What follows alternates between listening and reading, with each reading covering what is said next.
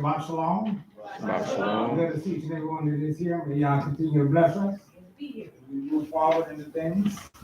And it is good to be in the land of the living. Amen. You make that special and those things there. But we have to put forth special effort to do all these things. And therefore, we have to keep this in mind that we're a part of a whole. Therefore, we have to kind of work it together on those things. All right. I want to take this time to welcome in all our listeners. Those that's in Israel, those that's in Canada, the Philippines, Sierra Leone, and India. Enter into our house, where our motto is, come one, come all, let us build our future upon the foundation of peace and love. Shalom, Be'ahara. And upon these two principles, as we begin to understand and begin to learn, and peace is being cried out everywhere now. And peaceful march, peaceful. Hey, so y'all know how to get these things going. You've been hollering and crying for years. Yeah.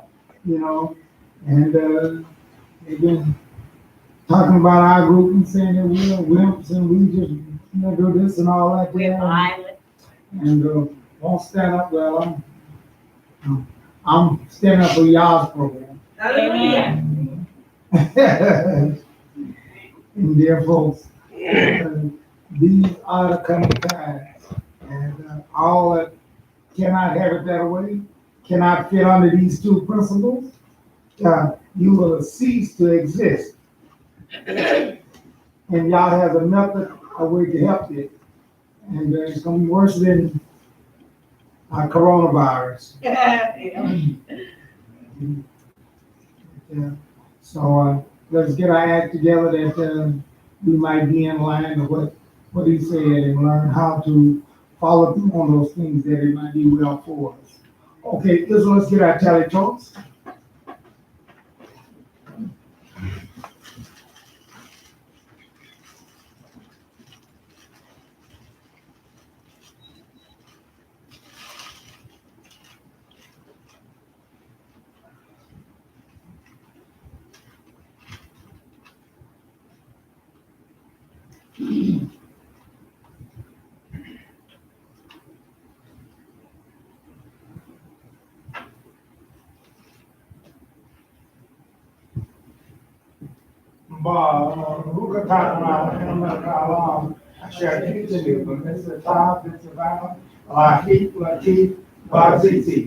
Bless your Lord our God, King of the universe, and sanctified by our commandments and commandments concerning wrapping ourselves in teachings.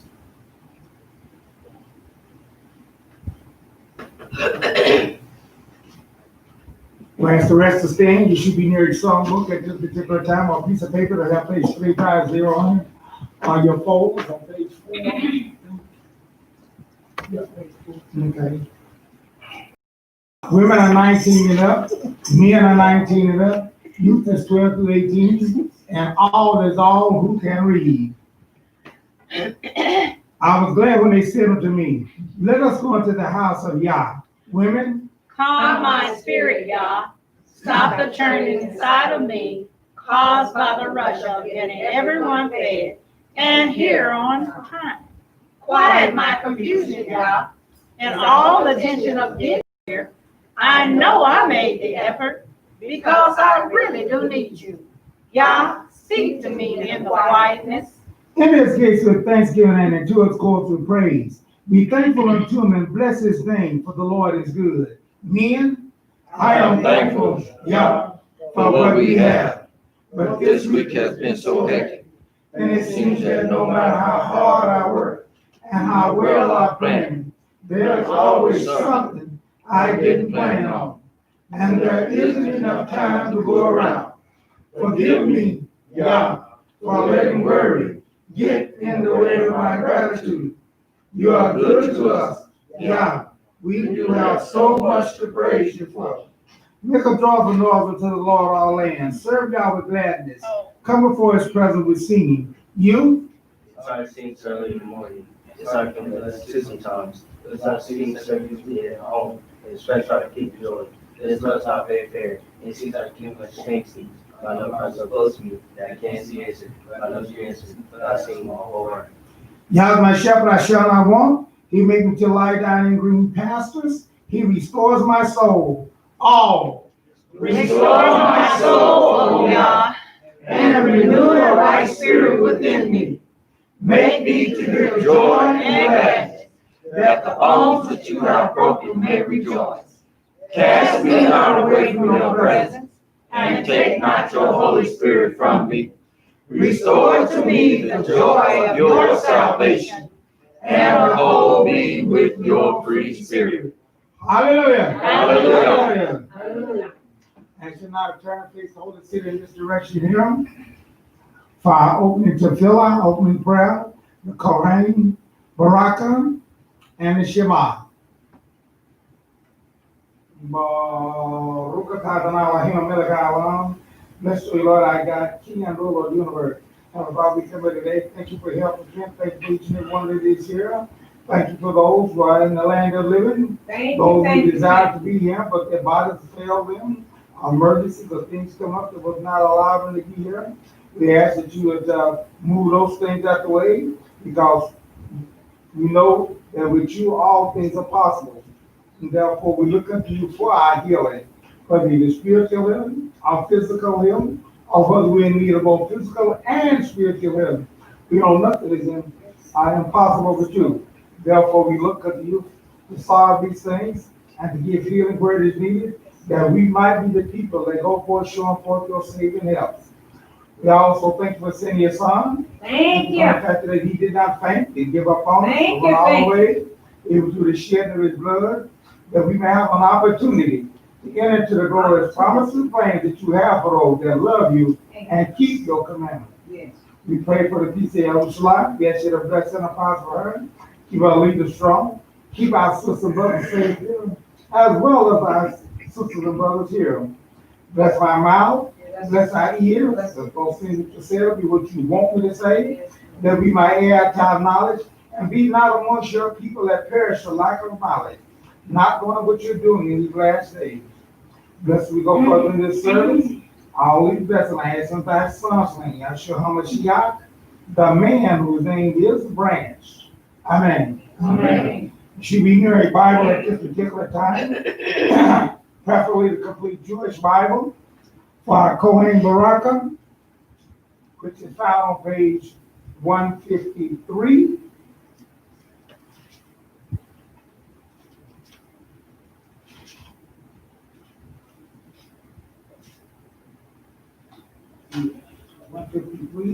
Which is Numbers, the 6th chapter. I will read the 23rd verse, and then you can read quote the 24th to 27th together. Speak to Aaron and his sons, and tell them that this is how you are to bless the people of Israel. You are to say unto them all together, give a record Adonai v'yish barakah. May Allah bless you and keep you. Ya'el Adonai Panah Ilaka B'Yisrael. May Adonai make his face shine on you and show you his favor.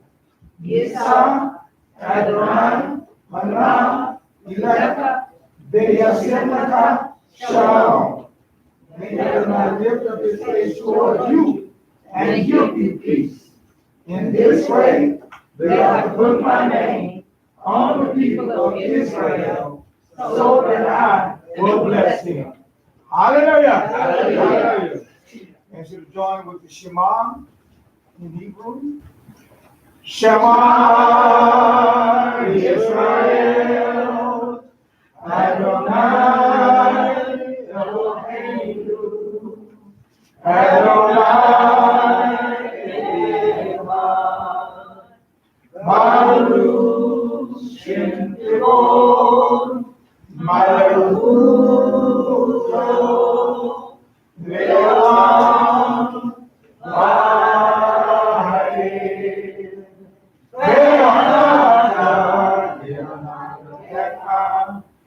Parashah, Alotkha Nashika, Alotkha Meodeka. Now, if you put your Bibles and turn to page 204 in the complete, which will be Deuteronomy, the 6th chapter, 4th to the 9th verse of what we'll be reading. The first two verses, 4 and 5, is what we're going to say, what we said in the abbreviated Hebrew.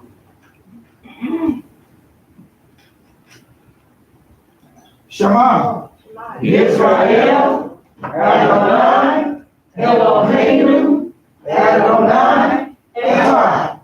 Hear, Israel, Adonai God, Adonai is one, and you are to love Adonai your God with all your heart, all your being, and all your resources. These words which I have ordered you today are to be on your heart, and you are to teach them carefully to your children. You are to talk about them when you sit at home, when you are traveling on the road, when you lie down, and when you get up. Tie them on your hands as a sign. Put them at the front of your headband around your forehead, and write them on the door frames of your house and on your gates. Hallelujah! Hallelujah! As you also go to page 1279, you complete, which is Mark the 12th chapter, 28 to the 31st verse, and see what the Mashiach had to say concerning this same subject.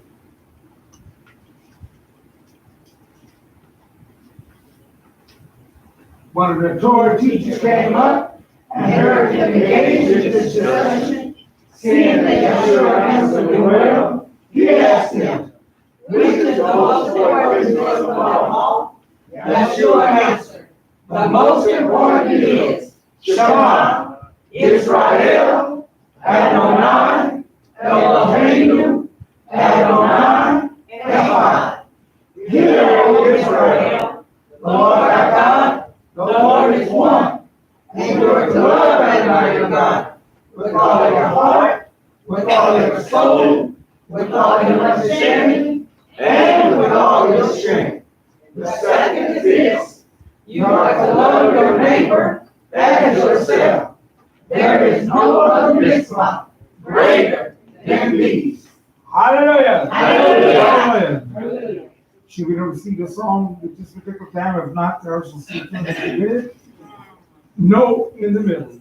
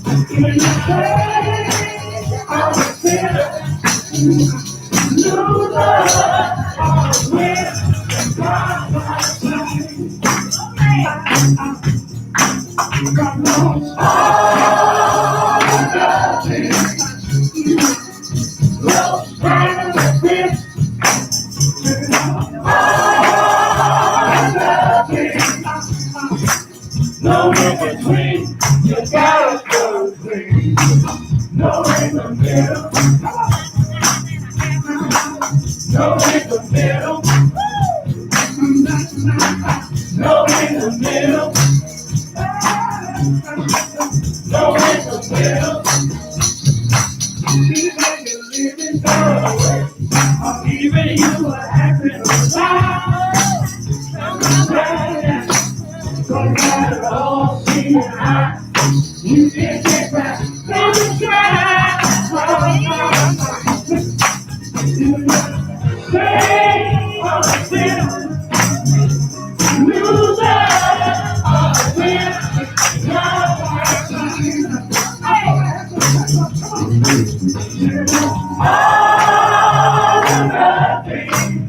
No shadow of fear.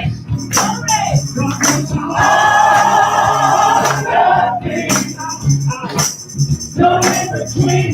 You gotta go clean. No in the middle. No in the middle. No in the middle. No in the middle.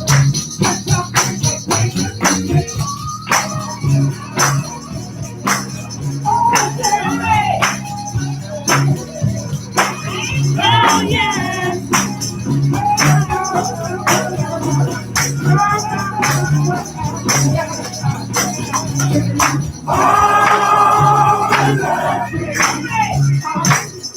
No shadow of fear.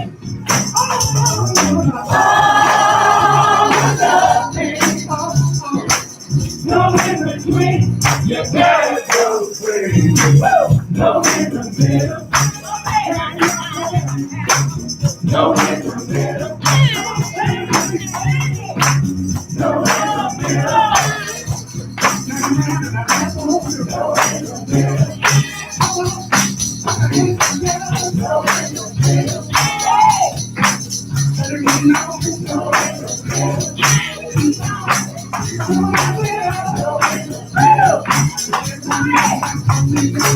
No in the middle.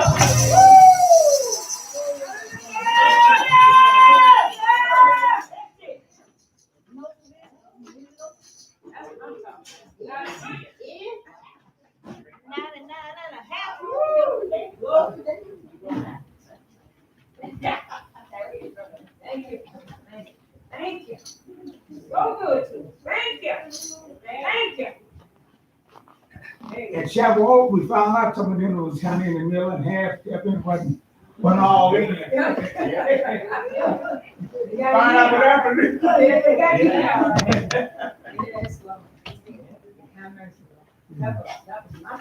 We don't want the young men to have a job. Yeah, right. Therefore, we just gotta learn how to commit ourselves. That's right. But the bad part about it is, people do commit themselves. People do commit themselves.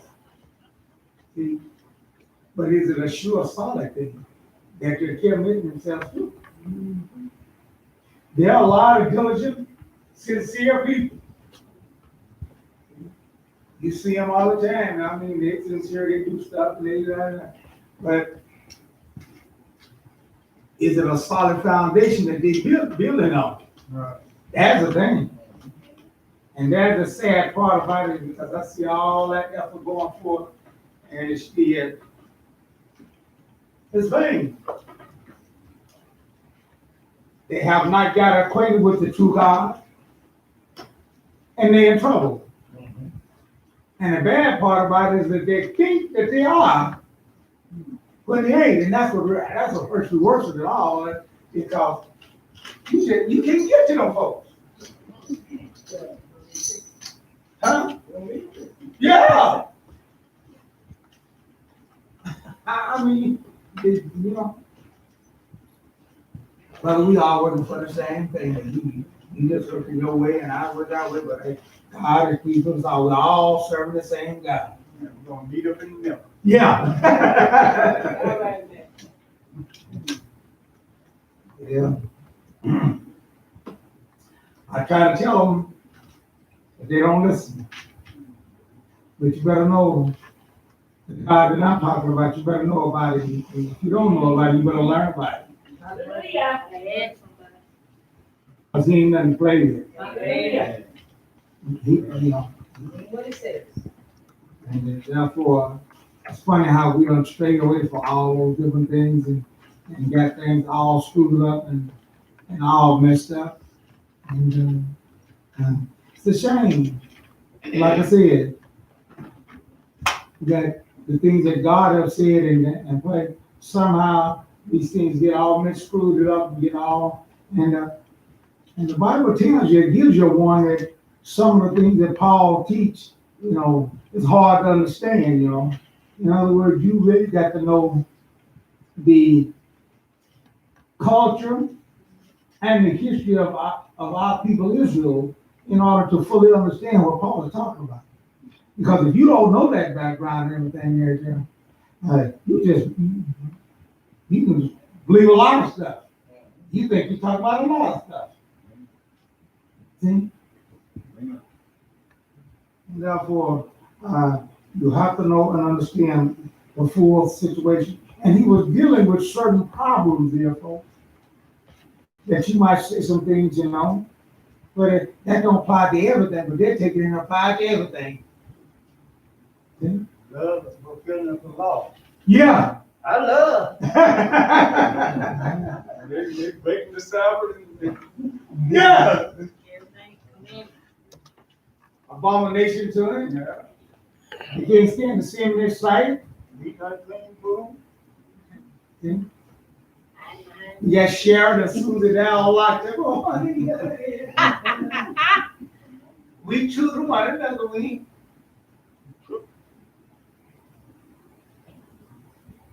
Billy and Jack, I mean, it's all the, Yeah. let's go. Hey, now they Bill and Jack. Hey, ain't nothing wrong with Bill and Jack. Oh, yeah, right. You know why? They say, because we're all the same in Jesus. What did they say? In Jesus, we all the same. There ain't no difference.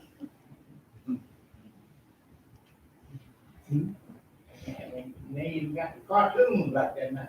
So now you got the cartoon, that means you teach the little kids. Right. Oh, yeah. That's what they intended. Yeah. They got it in school though. Yeah. Yeah. It's like Yeah, right. preschool. Teaching the kids. So, yeah, they got the preachers and got the rabbis now. Yeah. Forget the White House.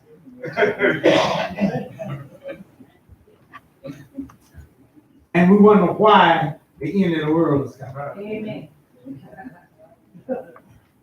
We wonder why, there ain't no wondering why to it.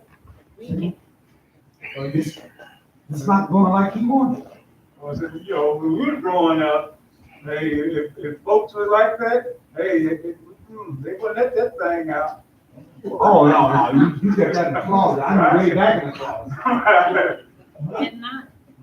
Did not hear. You might see one person, one or two people, that might be like that. Well, I know when I was growing up, with guy Brinkley, little boy, yeah, he was like that. Going out. Huh? Going out. Going Going out. Oh, Right. yeah, but going by, he was acting like a man, though. What do? But right, that's what I'm saying. He was acting like a man, but you didn't know that, that other, undercover stuff. All right, I mean, Rifleman. all these things are coming out and clearing out because hey, you got your governors, your politicians, your senators. Yeah. Some of these actors that, they were playing A lot of these. what you call these manly roles. Now, They had one guy that ran for president, Yeah. Yeah. and he was leading at one time. Buttigieg. Yeah, Buttigieg. Buttigieg. Yeah. Right, that's why I remember it. Yeah, same. And so, Wow. dear folks, but we need to get acquainted. I said that we need to get acquainted with the true God. Amen. And we go to Psalms 68:4, and we're going to begin this relationship. As I said before, in our time and day, that's how relationships got started, That we seek to know the name, we try to get the name and stuff, I think about trying to get any information about it,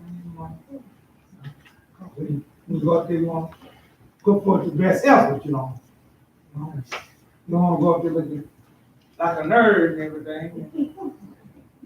But I had that problem anyway, where I know all that stuff, that kid had a, you know, something get in my throat, and I couldn't hardly talk.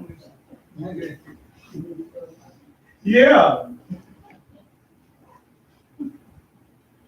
I don't know why I get that, why I was scared like that, I don't know. Well, that's where God did, that was just me. Oh, that's where I was too. Oh, okay, then,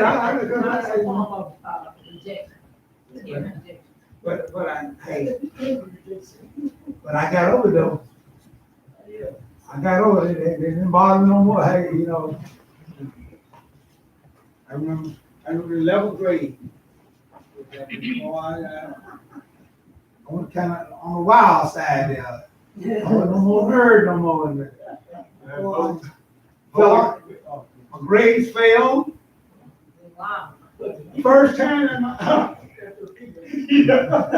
Much later. first time in my life I had ever got an F. I got an F. Man, I cried like a baby, boy. Woo, man, first time I ever had got an F.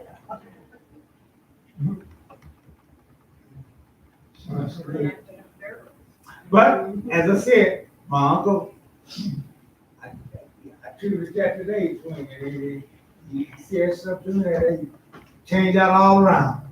For some reason, I thought, hey, you know, just like kids coming to me, you think I'm gonna get a chance to have a chance to give you a hug? And I say, hey, and so as we shut, he said, well, he said, let me tell you something. Pretty girls ain't gonna never run out. He said, but your opportunity is gonna run out. You better get this education while you can. That's This is one of the reasons why I like exemplifying those that go forth to get education. Another subject that we'll talk about a little later on, but nevertheless, we see that we need education in everything that you do. If you're gonna get a profession, you gotta have education. Therefore, if we're gonna learn how to please our Father, we ought to learn how to be educated. Amen. You can't dream of these things and think that you won't be able to do it, because His ways is high above our ways. And that's what's wrong with people. That's right. They have minimized down and they feel that they can, God meant this here, God don't mean that. You do that. You know, God can give me the power now. Hey, I can speak it, and it happens. God said, I made this animal unclean, and you say, Papa, I don't like it because that animal is unclean. I like eating it. I like the way it smells and everything. So I'm going to pray and I'm going to correct your mistake. Uh-huh. And they feel that they got the power to do it too. Oh, yeah. I really believe it. Yeah. See, they praying to God to change it. And so therefore it's done. Yeah, that's what I'm talking. That's the power that they, Right. it's been given them now. Yeah. Yeah, that's what I'm talking, and that's what I'm talking about. You know, yeah. Braxton B. Sykes told, I told y'all so right there. Braxton B. Sykes said he's faithful, strong too. Oh, Jumping Yeah. off that, jumping off the. Yeah, jumping out that barn with that umbrella. He had faith. Yeah, he had faith. Yeah. Yeah. See, his brother told him that, hey, you take this umbrella, you go from the top of that barn up there, and jump off of that barn, and hook him, open that umbrella up there, and he can float down just like parachute, you know. I'll try to get it. Huh? Maybe learn. No, he was a young man. He was a teenager. Well, I bet he learned about gravity. Huh? I bet he learned about gravity. Oh, yeah, he learned a few things. He learned a lot of stuff. Yeah, he said he had faith about the brother. He said the brother told her that umbrella was like a water seat, and he believed it. And he said, I believe he said he wouldn't get to the tip. I mean, he could have went up the edge, you know, where it starts sliding. He went up to the tip of that. Because you don't get a long sail down, you know, hey.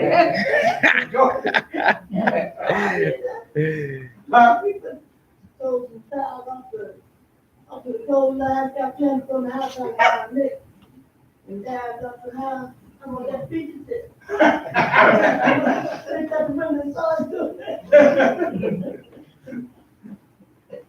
He said, time that wind hit that umbrella and he down, that bad boy turned inside out. And he said, look like he was falling fast. Down he went. Ankle and stuff all hurt up, leg all hurt up, and then he had. Huh? Oh, okay. Well, he thought he was on. You know, they'd seen on television everything about how Carol Shoes doing, and so like, you know. So he said he learned that then that you gotta have something more than faith. They jumped down with a mattress. Huh? No, they jumped on the mattress. Oh. Yeah, they had a mattress down there, you know. That makes more sense. I wasn't blowing. Hey, that's what they really kept on, because we were young like that. You believe in anything.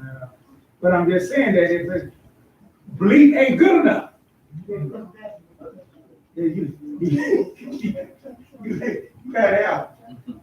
you gotta know what you believe in. Yeah. I believe, You better be some solid, yes. I believe I could fly like Superman. We didn't have no big buildings, you know, in South Haven to get up on. My auntie had a big old chicken coop.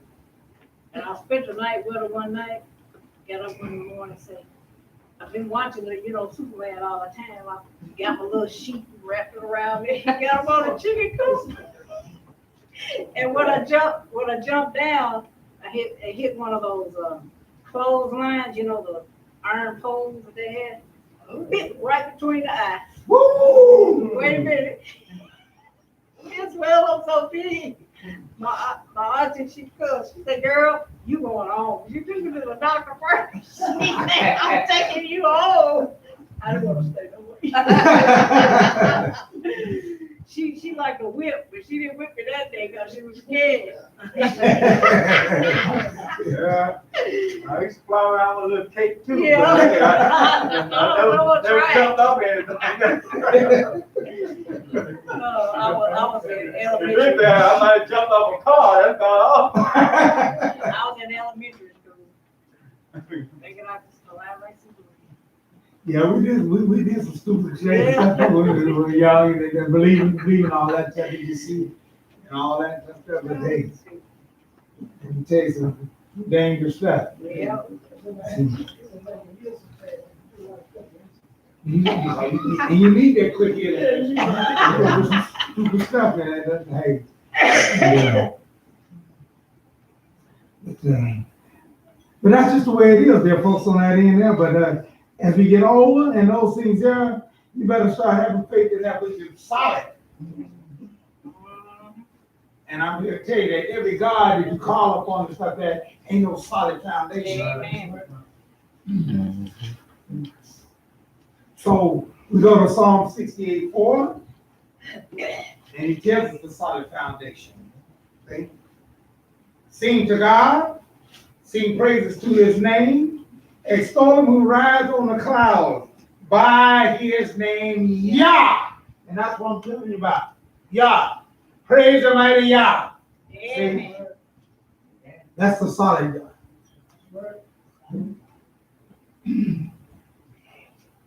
It says, and I like this idea about saying Yah. Because, like I said, if Satan can get it any kind of way, that's what he'll do. And so this is what we started doing, to break that, because let me tell you something. You had among the Hebrew Israelite groups, you had all kinds of groups, and everybody was saying it a different way.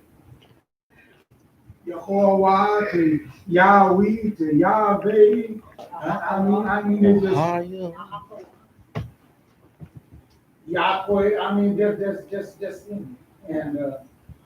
And then it began to divide it, you know. If you don't say it this way here, but you ain't saying it right. You know, I mean, just got.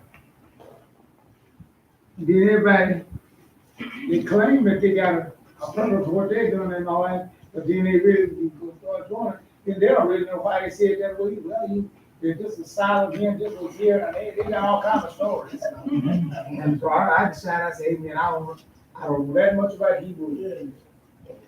Don't even want to know that much about it. There's someone hollering at you, well, you can't do that. That's modern Hebrew, all that Yiddish and all of that, all kinds of things. Then you got to go back to the paleo. I said, who gonna go back there for? Who gonna take back paleo? So if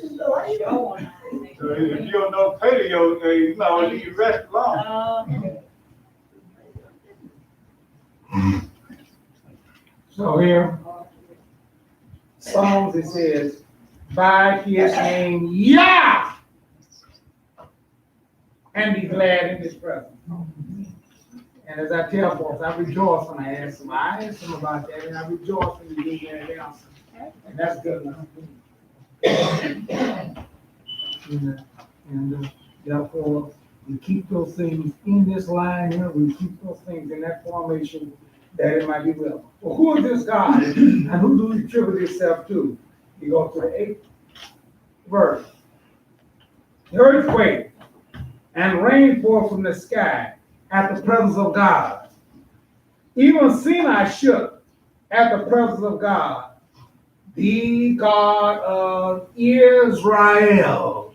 And if your God is not the God of Israel, you are worshiping and serving a false and idol God.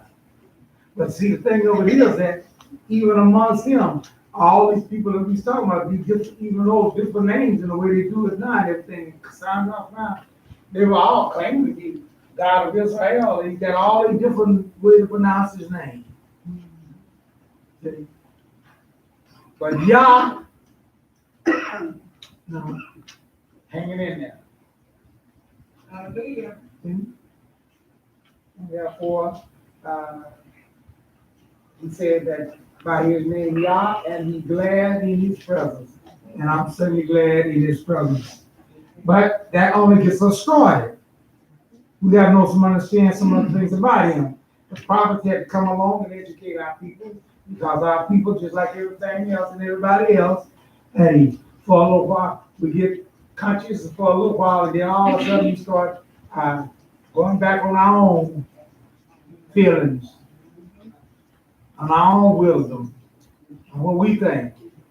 And so we had to, this is why the prophets had such a tough time. Because most time they had to come, they had to come correcting folks. And people don't like to be corrected. They just don't like that. Isaiah 43, 10.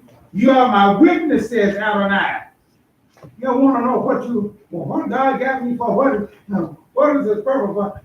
Hey, a witness. Hallelujah. And if you do that to your best ability, you've done a lot. You've done a lot. See, the devil is one that wants you to think you've done anything. He said, you are my witnesses, Adonai, and my servant whom I have chosen, so that you can know and trust me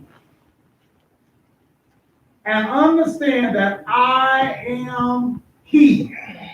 All that goes that you be in his witness. Amen. You can't be his witness not engulfed in these things. Yeah. Amen. Mm-hmm. So he comes along, well, Lord, what do you mean by I am he? What do you mean by that? Yeah, I'm not sure I know what that is. No God will produce before me, nor will any be after me. That ought to make it plain. The devil made it plain, he can't be made no plainer than that. And after all that plainality, we still got these foolology folks. believing in the Trinity, and believing in the duality, and believing in all this other stuff. See? Yes, I am Adonai. Besides me, there is no deliverer. I have declared, said, and proclaimed, not some alien God among you. Therefore, you are my witnesses, Adonai. I am God. See? And these people don't go along with the part over here that Mashiach is a good man, or he's a prophet, or he's a this and all that. No. He's God. If you don't believe that he's God himself and everything else, you're an Antichrist. Oh, let me see. Get that wrong. I'm saying they're Antichrist to believe what they say. You see here? So it's just the opposite of us. Ain't no what did Paul say an Antichrist was? Believe that he did not come in the flesh. Yes! I mean, it's clear right there in the scripture.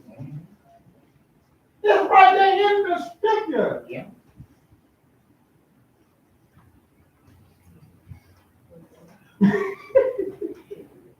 I don't want to understand how people get one little thing here, they won't go no further, don't read up and all and see what he's talking about, what he's addressing and everything there.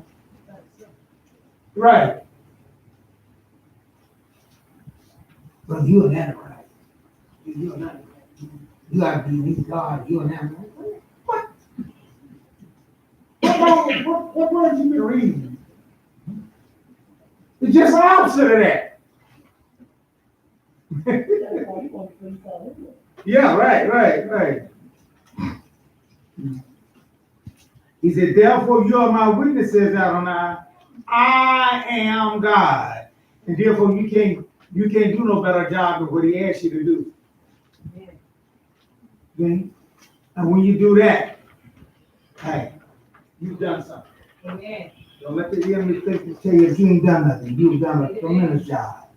See, Isaiah 44:6-8. Thus says Adonai, Israel's king and redeemer.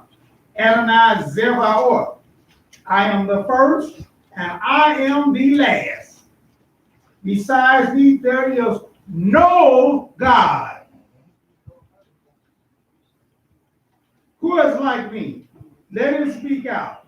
Let him show me clearly what has been happening since I settled these young people. I know you got them other gods. They ain't really gods. But in case they is, let them speak out. Let them testify and say things going to be different from what I've seen. And we're going to see the word going to come to pass. See? Let them foretell future signs and events. Here's what it tells me. Don't be frightened. Don't be afraid. Didn't I tell you this long ago? I foretold it, and you are my witnesses. So, us being his witness, we got to stand for what God has said. How would these other folks come up with some other stuff on there? You got to believe what he said. Is there any God besides me? Is there any God besides our God? No. No, not any. Is there any God besides our God? No. No, not any. It said, is there any God besides me? He said, there is no other rock.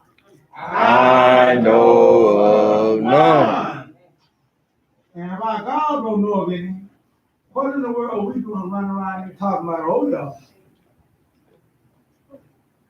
don't exist, therefore. And you have to believe that. And if you don't believe that, you can't be his witness. Okay? And he sets the criteria as what it is and what ain't. Okay? Yeah, but you just don't understand about Jesus. You don't understand that deep mystery. You don't understand. You're right, I don't. All I do is take the man's word for it. I don't have to go on deep mystery. I just take the man's word for it. You go to John 5:30. And this is the man speaking himself.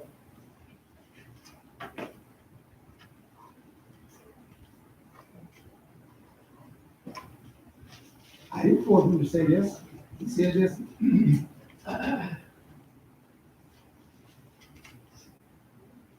John 5:30. I can't do a thing on my own. What kind of God is that? Huh? What kind of God is that? Jesus said, I can't do some things on my own. But he said, I can't do a thing on my own. As I hear, I judge. And my judgment is right, because I don't seek my own desire, but the desire of the one who sent me. Yeah, folks, who are you seeking to please? Where is your desire? Where your commitments to? Y'all in or y'all like it? Can't be no halfway stuff. Because you can't be no good witness. You're not fully being in. Half stepping and halfway, going in the middle. No, none of that. Because you ain't gonna measure up to it. John 10.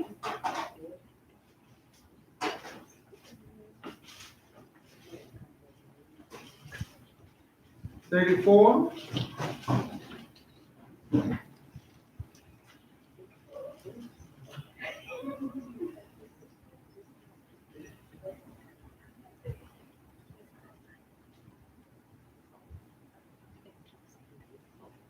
Well, we're going to read 31st. Once again, the Judeans picked up rocks in order to stone him. Yeshua answered them, you have seen me do many good deeds that reflects me.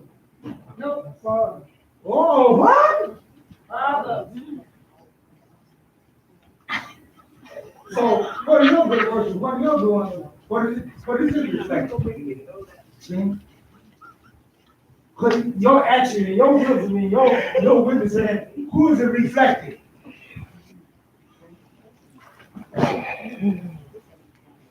If you're following the Mashiach, you say, well, I'm following Jesus. If you're talking about the Mashiach, he done told you who it reflects. And if you follow and do like you do it, then that's what you're doing. Okay? The Judeans replied, we are not stoning you for any good deed, but for blasphemy. Because you, who are only a man,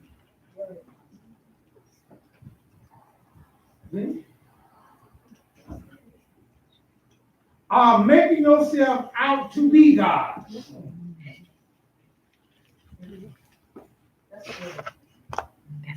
Yeshua answered them, isn't it written in your Torah?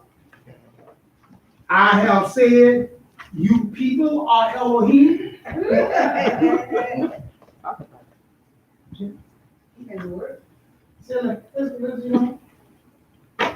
There's a difference between you being called something out there, and that's really what you feel.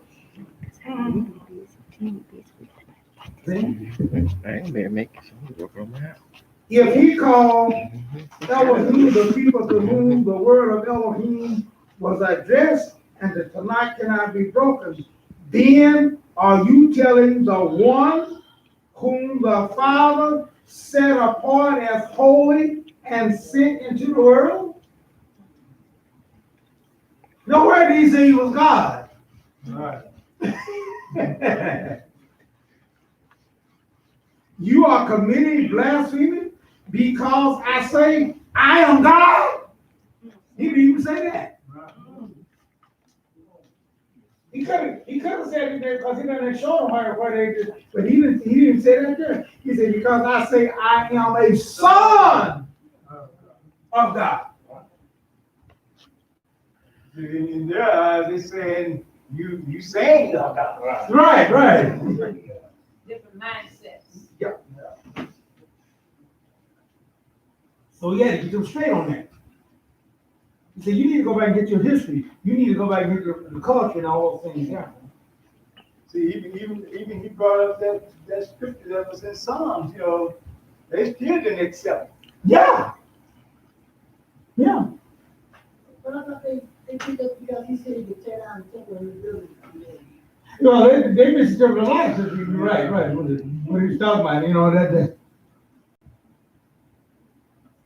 But just because but he could have either said, hey, you got that right, that's what I am, that's exactly what I'm saying. He didn't say that. He said, I am the Son. And so when people ask me, well, who y'all say? Well, who you say is I say, what he said he is. What he said he is. He's the Son. Right. Don't they say they're the children of God? Right. Exactly. And that's the same word that he's talking about. Right. Yeah, you run around there talking about you the children of God.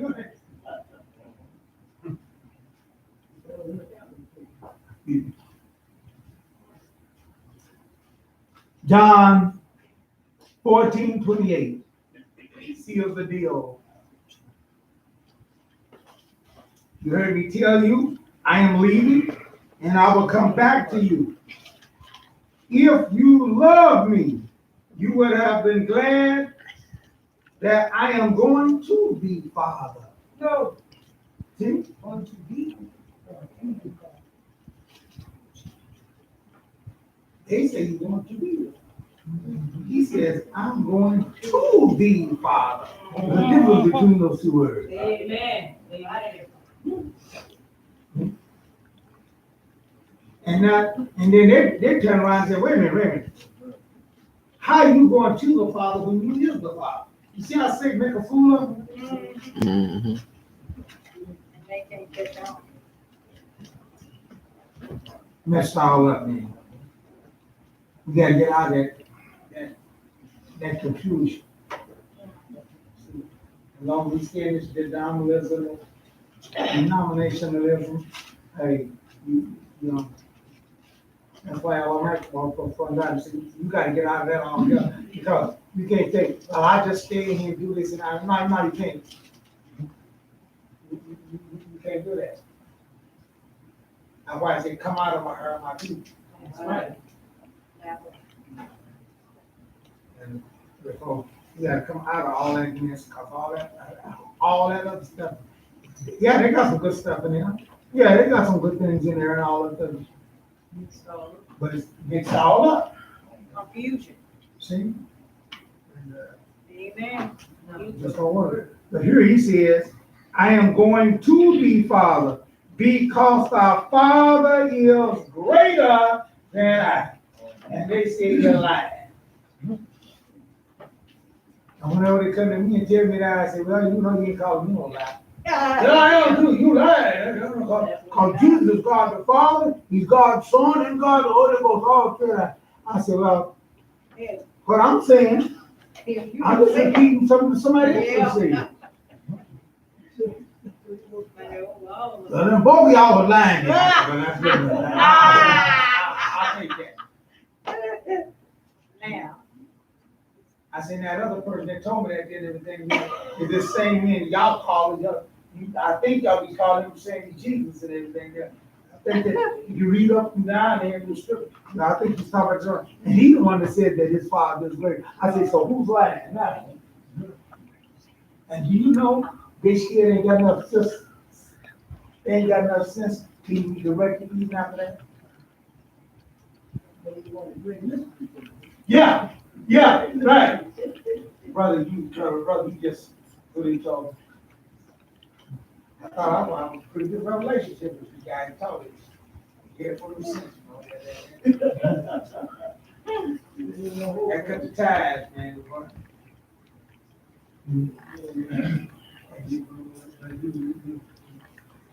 You got to have that test out there. That's part of the name of our organization, everything.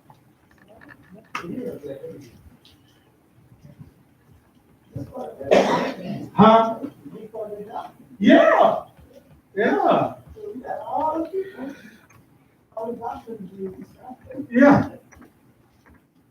Therefore, you better have something solid because this is not going to stand the test.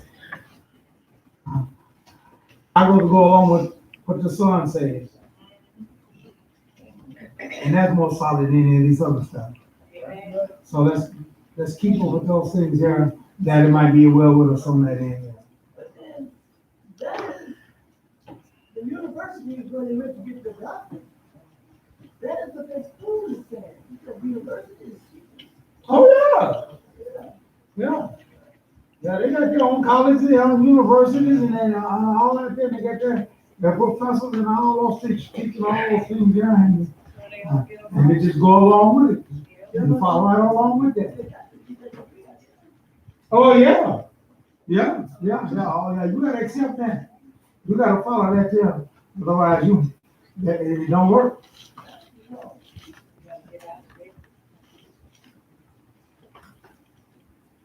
All right, we have our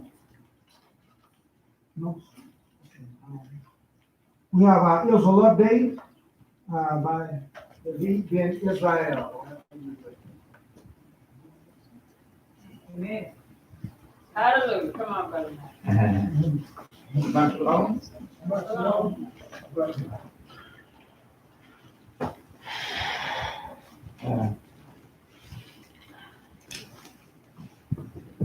Our sisters and brothers over in the Holy Land, you know, they had been in quarantine for a while. And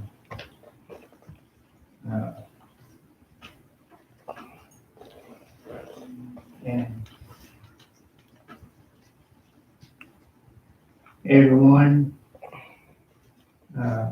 wants to get out and go back to their regular, routine. Eating in the restaurant, and going to the spas and things of that sort. And they begin to take a hit. Soon as they started doing that, the corona spiked up.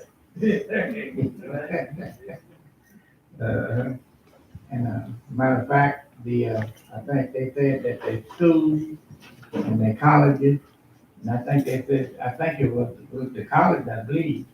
Or it might have been the schools, but it was one of them. They said in the last 2 or 3 weeks, over 117 of them had come up with.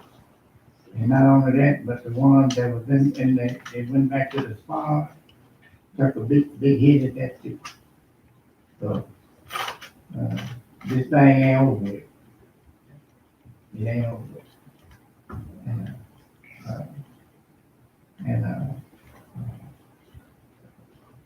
I had my paper in. It's kind of hard to judge it, especially those kids with schools and stuff, because kids, they're gonna play with each other, they're gonna. Right. And they ain't gonna say no justice way. Right.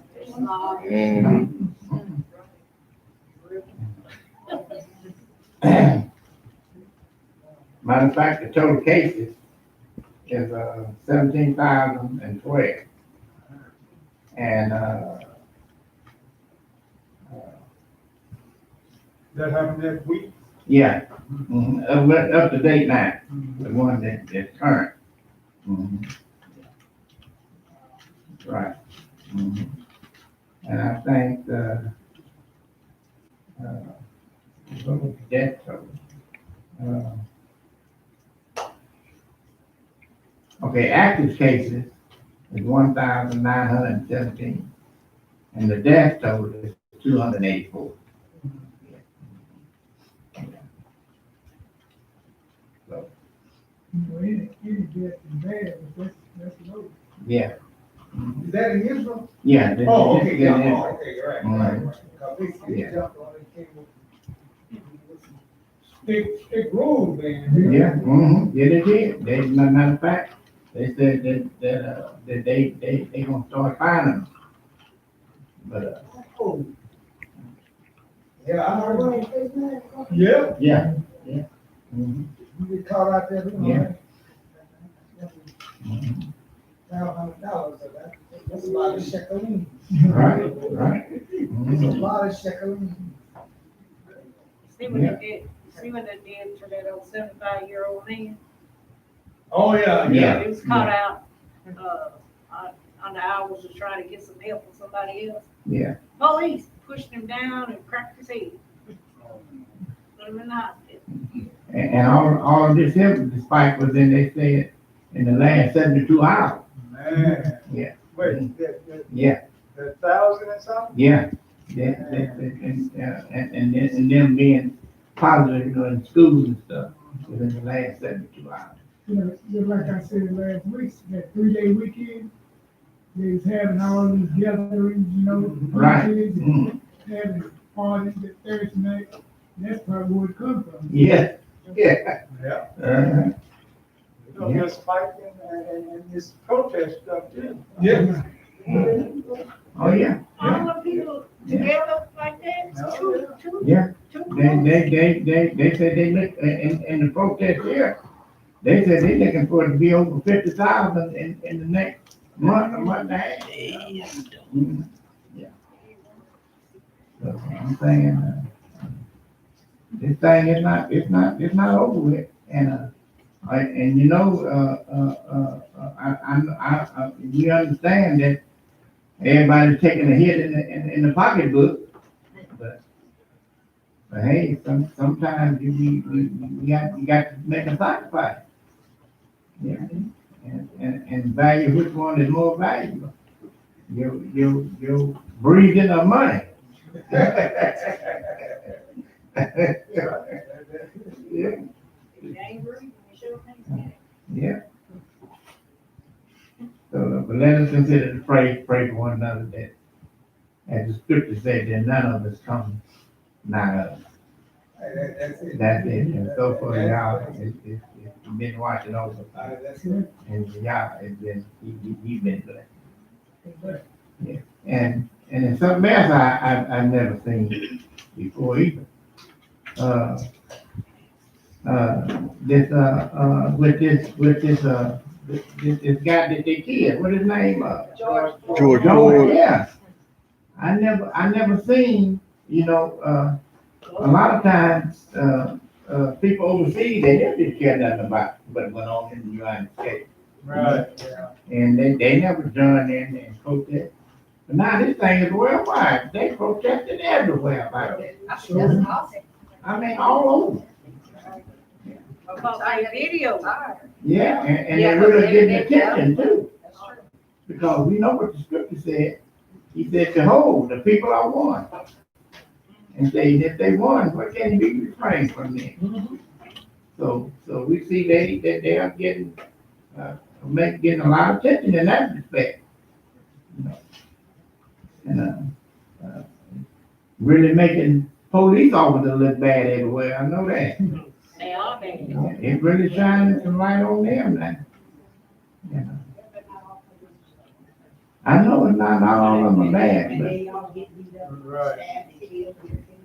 I know it. But, But it'll feel all right to go out. yeah. Mm. This just happened to one fella. And you got Well, that's the whole world involved. Yeah. But they showed that, I mean, he was saying that, protests, killed, 3 black, policemen and injured one in critical condition. They said, I think, I don't know if all of them was retired policemen or Mhm. maybe 1 or 2. Huh? One was. Yeah, He put in 38 years. yeah, and Yeah. I think they killed him. Yeah, they killed him, cause he was going one of his friend's businesses.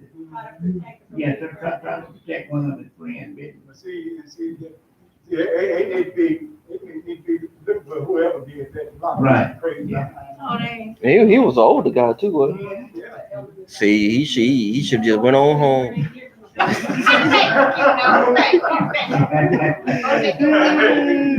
They have no same group. No, he did? Mhm. Yeah. But then they see that a lot of that stuff is happening, why people that's coming in from out of town trying to make the protesters look bad. They sure make them look bad. Yeah, trying to throw a bad light on them. And, okay, Go ahead, you finished? yeah, go ahead. Okay, I was gonna add to that, they call starters. They get paid to get in the crowd, a piece of crowd, and then they'll, like they run through a brick in the wall or start a fire. They get paid? Yeah, to do that. They set them up to make it, make it look like it was a protest. But this is not the first time this happened, concerning George Floyd. This happened 2 years ago, a Latino man. Same position, but this dude looked like he was a cop, but he looked like he was. He did the same thing. He put his elbow and broke the Latino guy's neck. On film, nobody. Oh, another one too. And they didn't get charged for it. Nobody. I forget the other man. He was the first one that said, "I can't breathe." Remember? Gordon, Yeah. Gordon. Yeah, they also killed him that way too. But it's not really about George Floyd himself. You know what I'm saying? It's just that people are tired. Right. Right. Because they protested for a lot of black men Right. who got killed, in police custody. And what He was just the last straw. Right. It was already building up. And it's been a couple of other cases right here recent. Right. So with his, it was just like the last straw. And look at Fletcher. Yeah. And she's still working. Yeah. And, they were talking about in Britain, because they had protested in Britain. And the lady was saying, about her brother was killed by a policeman, I think he was saying 2 or 3 years ago. Mhm. And so that's the reason why Just get they start protesting. All over the world. And they so down on Kaepernick, what his name? Oh, yeah, yeah. Yeah. Now they show why a whole police department was on their knees. Took a knee. Scared. Yeah. Yeah. Protesting with them, they was on their knees. Yeah, one police quit because the other police told him, no, don't you take a knee. Right, yeah. So he just went on and quit. I'll say this. Now, of course, I'm not saying that it's right to do all the rioting, especially if people are getting harmed. But I do think it does help play a role. Because the way we hit them in the pocket, the way you really get a white man the powers to be attention is to hit him in the pocket. Yeah. You can do all these people protesting all you want to.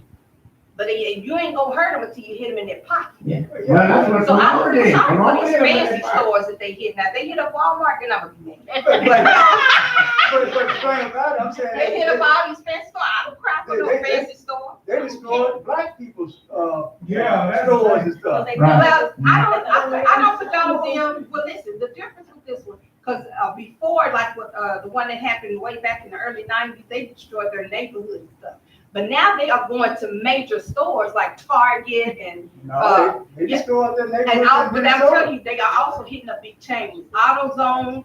They even burned down a police department. I just read Police that. department. They did Target. And like I said, I'm not condoning violence if people are getting hurt. But I do not feel sorry for these major stores. Now, little mom and pop stores in the neighborhood, I That's don't what think they're that's going to right. destroy. But I'm not just to cry because they knocked down a Saks Fifth Avenue. But Boo-boo. they even tried to burn down a thrift store. Now you I didn't know that. I'm saying, Oh, I didn't know that. to me, if you're gonna protest, there's a peaceful way of doing it. You ain't got to destroy anything. You can make your voice heard, be heard. Yeah, but In a there's peaceful way. always gonna be war.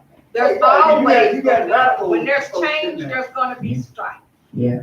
Even Israel had to fight war. But I can say this time, it looked like There's the gonna always positive is beginning to win over more than the negative. Yeah. It began to have more of a we need positive soldiers. respect that Change. on You have to have things. soldiers. than- Well, like Dr. King, I'm saying his was peaceful, but he prevailed on a whole lot of things. Yeah. And Michael Mann did too. Yeah. So that's what I'm saying, you ain't got to be radical and stuff. I ain't saying that you do, Oh. but I'm just saying that sometimes it's They a props. props, tell you. And the one that, it was at the little thrift store on 51st and Peoria. It was a young 18-year-old Caucasian boy Oh, yeah, a lot of them are white. was doing all, they should have had him on video, just throwing and kicking all in the stores. Yeah, So it ain't all. right. I know, yeah, a lot of them, most of them been white on the video and stuff. And then our president, he come out of the Your basement president. You said and, that. and was going to, had his Bible and went to the church house Yeah. and had the Bible upside down. He over the Bible upside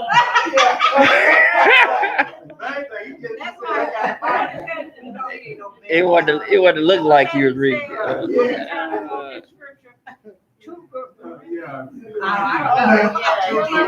Two Corinthians, that's it. Now, if he wanted to read, he couldn't read. He had it upside down. Well, wait a minute, come out. I had a video, I try to send it to everybody, but they had that same, scene with him holding that Bible with the glass, gloves on it. I sent it to Ronnie. They had it where he got struck by lightning and his hair turned off. Even the ground, he was standing over. And he dropped the Bible.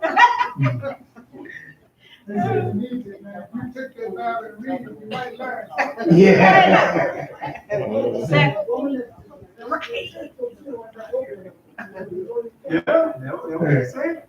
Say what, Ronnie? The one that's, if this is something, Oh, you yeah. don't back over there no more. But let us, like I say, let us continue to pray for one another that Yah, protect us. And not only that, but, that we get the boldness, that even in this, that we put him first. Okay.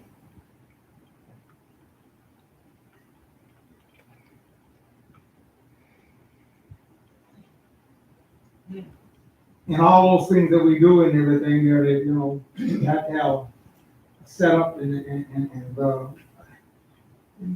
that guy that, the police group that knocked down that 75-year-old man and everything, yeah. Well, they suspended those two policemen. They right quick. 57 of them quit. Yeah. All because of this. All because of that. And now, forget the police got a union. And the police union is kicking back about it. Say you can't be firing them that quick and doing that. And so, dear folks, brace yourself. Just because we got those police and all that, they still got that good old boy police union. You trying the three that. Yeah. Okay. Not only that, but they ain't got that guy yet. The one that had me on there, they still talking about that. They taught him Oh, they gave me second degree. Yeah, Oh, yeah. should have been first. Yeah. Yeah. So should. But the problem of it is that even at that, it's gonna be hard to get that over. He better be looking behind his back. Now, they think they seeing rioting and stuff now. Yeah. Let them poor policemen That's get what out. I was gonna say. Woo! Yeah. And that's why they doing what they doing. Enough, I got a video and a black man talk like good sense. And he said until the blacks, the Latinos, the Chinese, whatever, all he said, until us as colored people get together, just like to say it, and fight against what's happening. The Caucasian letting it happen. We're not gonna win. We have to get together and stick together and protest against it and make things happen in the high places. That's true. If not, Well, we're gonna keep on they're going. just so far they're going. There's so far that you can do anyway. Whatever. He said, what did he mention? with them little games, the Crips and the Bloods Oh, and yeah, they stuff. said, where they at? Yeah, what they at? Hey, brothers, y'all equipped, y'all got the guns, what y'all gonna It's do? so quick They to they kill said, each other. they said, this ain't their war. Oh. That's not what they saying. They said ain't no drugs involved. So. Well, he made that statement. When the police wear blue, so Crips. I know But, yeah, I'm saying, if something like that happens, Yeah. yeah, they're gonna get the army out. Oh, yeah. And They that's, go definitely. and Yeah, that's the Terry. bottom line to this whole thing of deal. Like, let them This get is why out. we They got need to black be folks that educated. ain't scared of them. We gotta be educated. Oh, yeah. We gotta be educated about the whole scenario of how things are. Right. See, and without us being Mm. educated and having some knowledge about the whole overall picture and how it's gonna end up and everything, there, you still working in vain. Mhm. Yeah. See, you still working Ain't in no vain. getting nowhere. See, it was not time for the Romans to go out and you had Barabbas and a whole lot of folks that was protesting and going against and causing insurrection against it and all that there. And all they did was get all of Jerusalem Right, and a bunch of people killed up. right. See, it was time. Yeah. We should have told them what's gonna happen. When you see Jerusalem surrounded and all that, ain't the time to dig in, it's Right. time to let it happen. Yeah. Bunch of them didn't do that. That was, man, what, I heard they say they had, what? 200,000 soldiers or more, Oh, yeah. up against not only Jerusalem, but other. Oh, yeah, Yeah, right. they wiped it. Bro, just wiped it Well, out whatever. what I'm saying is that God said he wanted to build up nations and tear down nations. Their time was not up. Right, right, And if the time ain't up for God and all that, I don't care what you do. right, right. And that's why we gotta be educated, got to have some knowledge. Tulsa's a good example of it. Time wasn't ready for it. Right. So they went and got their shotgun, they come up with a machine gun, they come up, well, I can get it in, then they start dropping them bombs. Yeah. That's it. Now what they gonna do? Already They still look for the mass grave sites that they. Yeah. We got to have some education, we got to know, and, so don't squirt those things there, which leads into it here. We got, one that's, graduated. We're gonna have other come up.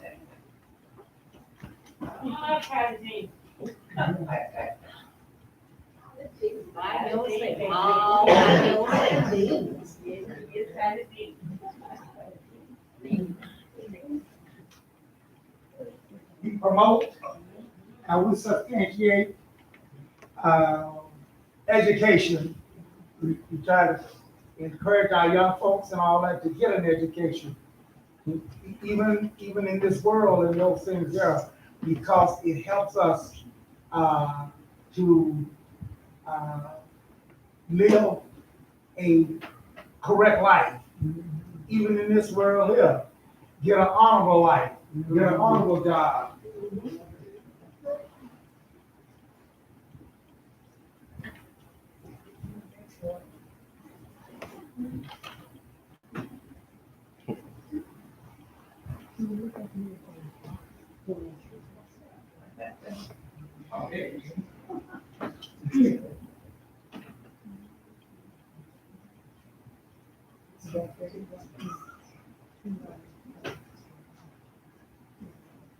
Taylor, what gotta be my song for you?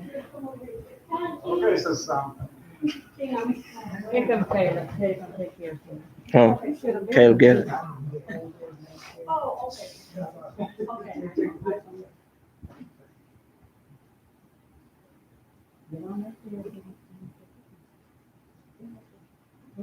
Still be respectful of the virus and everything, so we want to stay out.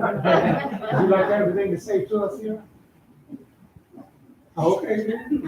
Well, hey, in any year, in all cities there, we know that, education is good.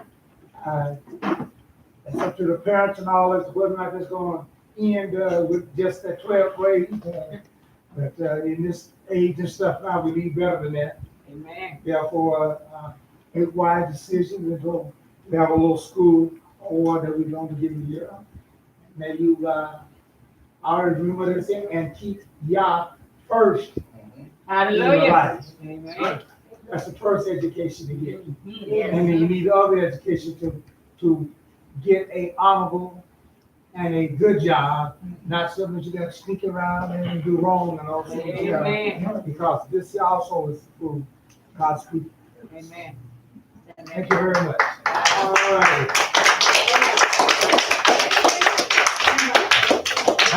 Just a little bit, yeah. Now look at your camera for a second and get a picture for y'all.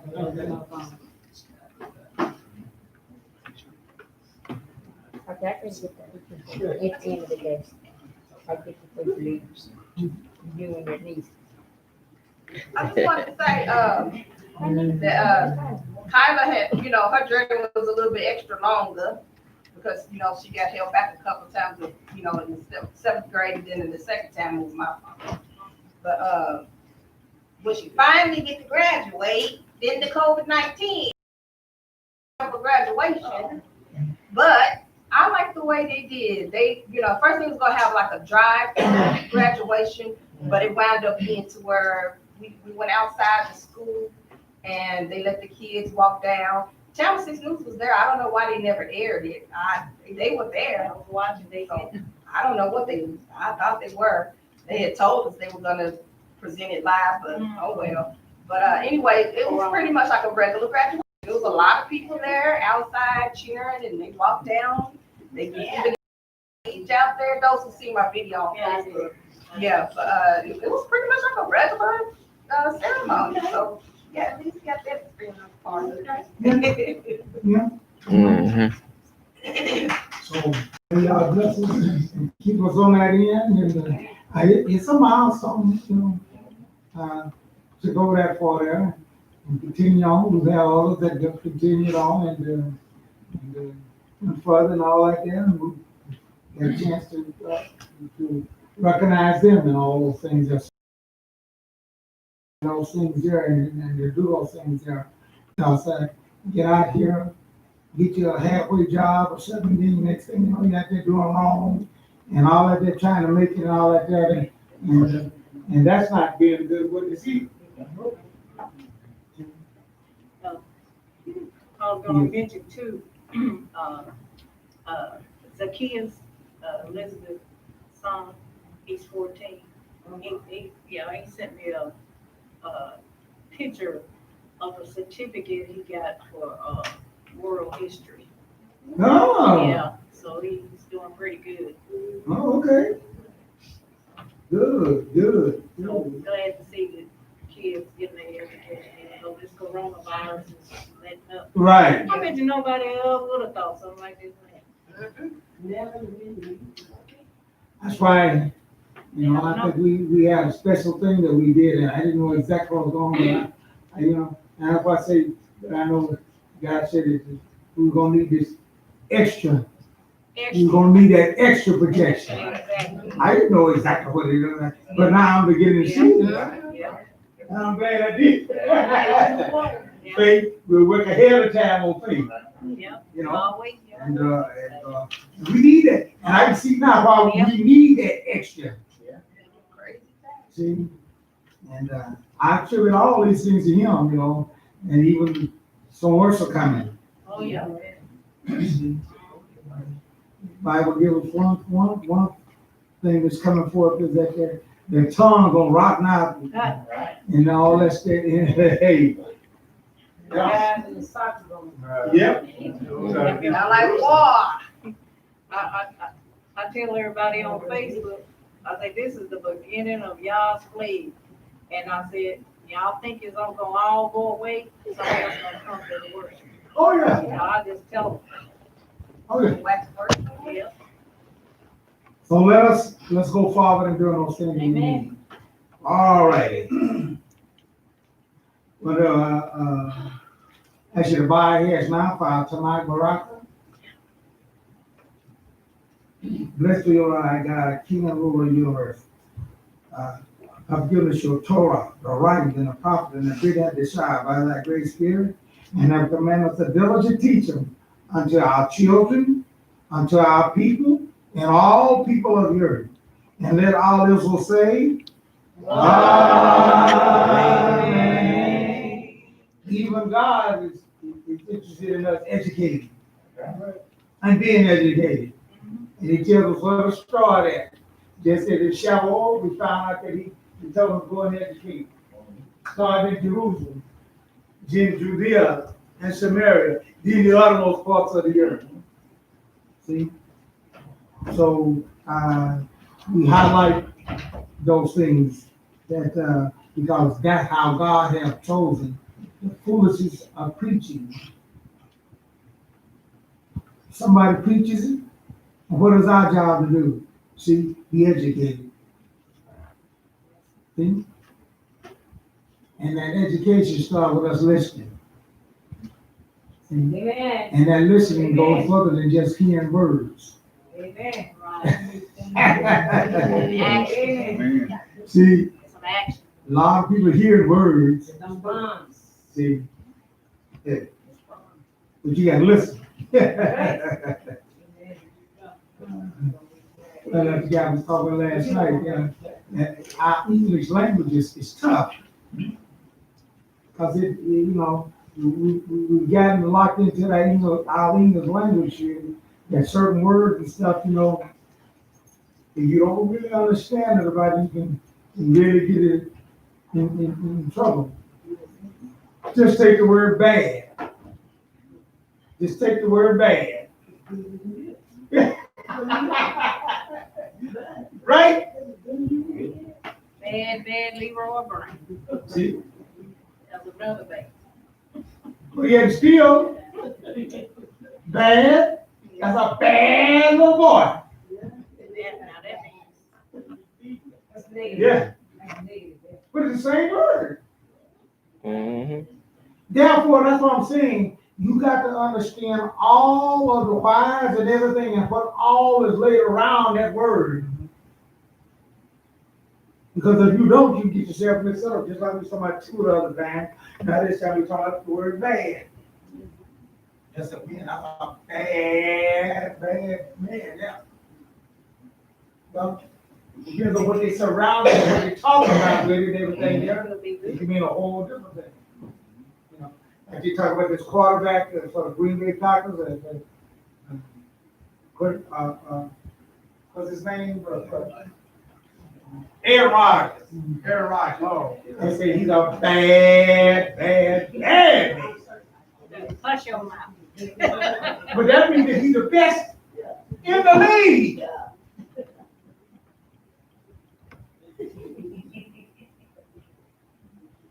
But then they talk about somebody else, use that same word bad, and say he need to be out, you don't even be playing football.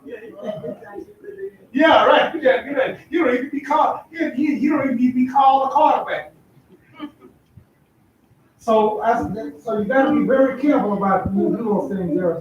People when they read those things there, you don't understand, and this is why we got so much mixed up and so much people. I'm reading from the Bible and get it all mixed all up. They're all messed up because they're not getting the whole surge of what's going on. Therefore, we've got to be taught. We've got to be educated. Just like there are people that's talking about, I didn't know that bad about racism and those things there. Mm-hmm. And truly, there's some that don't. See? But they got to be educated about that. See? On that end. This story's Parashah, scripture comes from the book of Numbers, the 8th chapter, starting at the 1st verse through the 12th chapter and the 16th verse. Numbers 8:1 through the 12th chapter and the 16th verse. A Haftorah reading is taken from the book of Zechariah, the 2nd chapter, starting at the 10th verse through the 4th chapter and the 7th verse. That is Zechariah 2:10 through the 4th chapter and the 7th verse. This week's Parashah is Parashah 36, which is alotkha, which means when you mount. Our scripture reading will be taken from the Haftorah reading, which will be given by Shamash. Let us give him our underdivided attention as he read the word of Yah to us.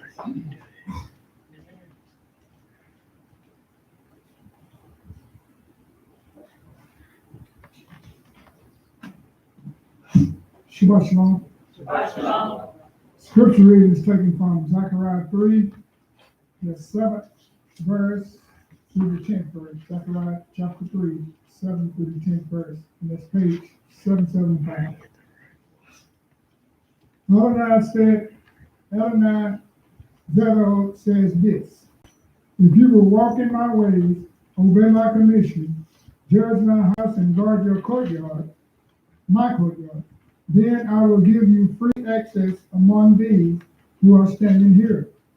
Listen, Kohen Gadol, Yehoshua, both you and your colleagues sitting here before you, because these men are a sign that I am going to bring my servant Zamach sprout. For look at the stone I have put in front of Yehoshua. On one stone are 7 eyes. I will engrave what is to be written on it, says Adonai Zechariah.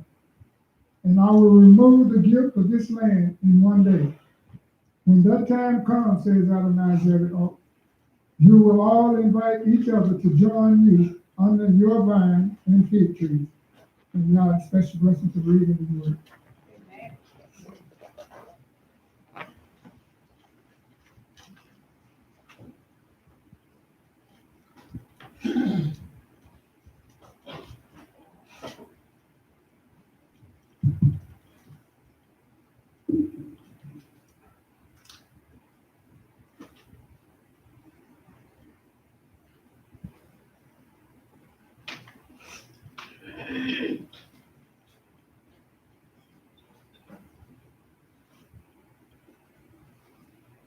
All right, let's see.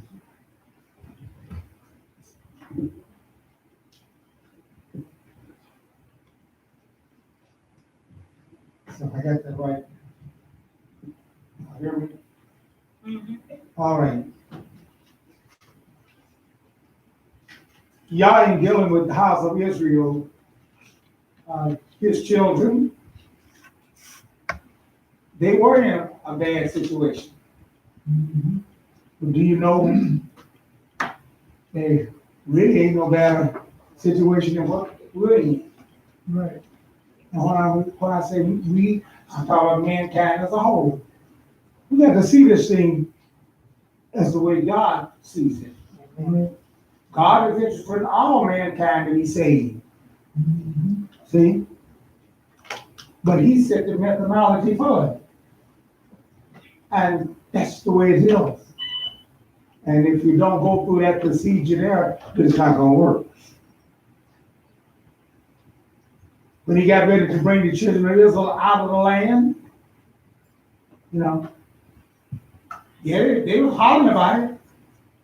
But Yah had the thing set up the right way. People are hollering now and saying, well, are you ready to leave? Are you ready to leave the land and go back to the land and do those things there?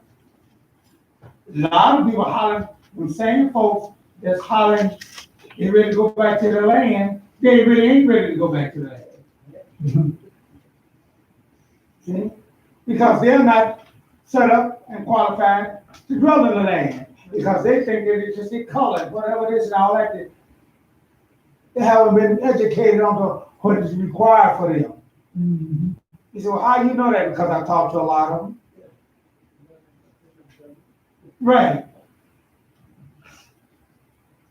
Talking about what they're going to do here and what they're going to do there. I said, you need to be knowing what God is doing and what God has already done.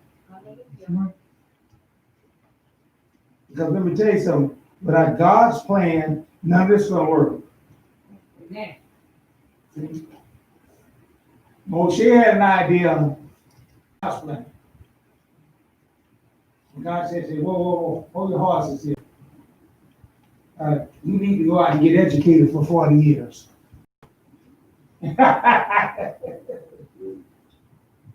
And then, when you get out there and get educated and everything, yeah, change your attitude and everything, then are you ready to do what I want you to do?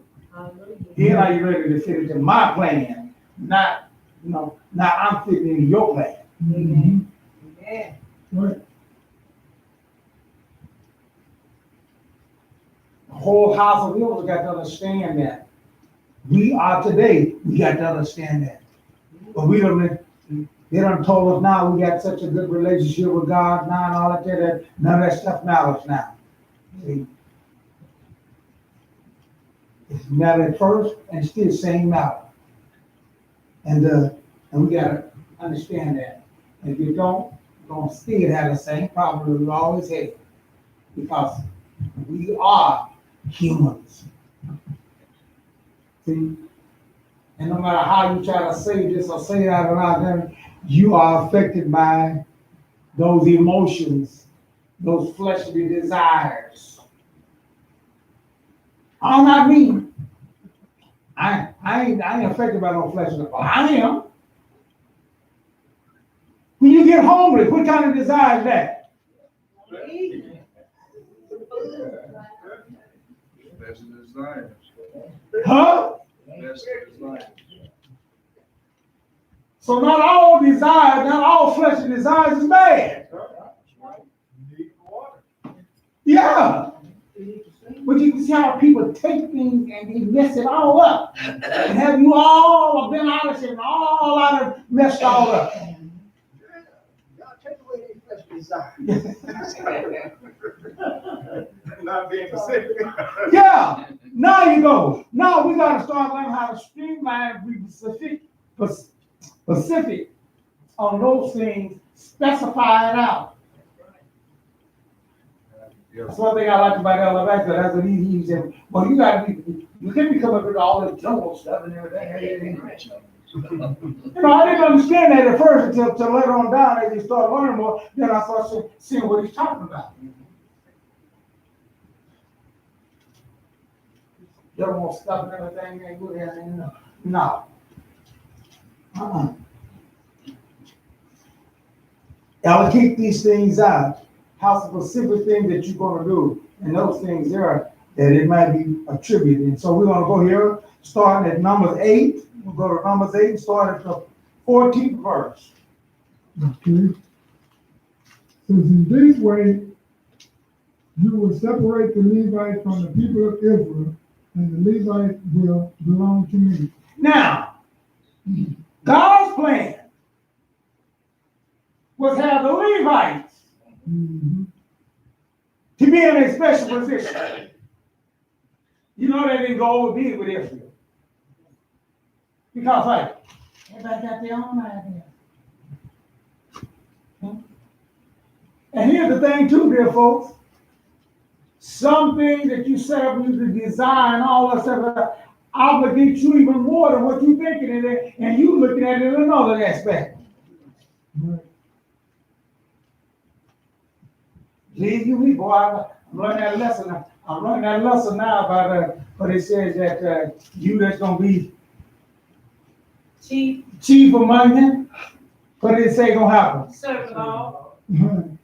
Well, see, we got that opposite thing. We think we got that idea now that the one who's gonna chief, the one to do all boss and all that there, and get everybody else to do all that stuff there. But therefore, it don't work that way.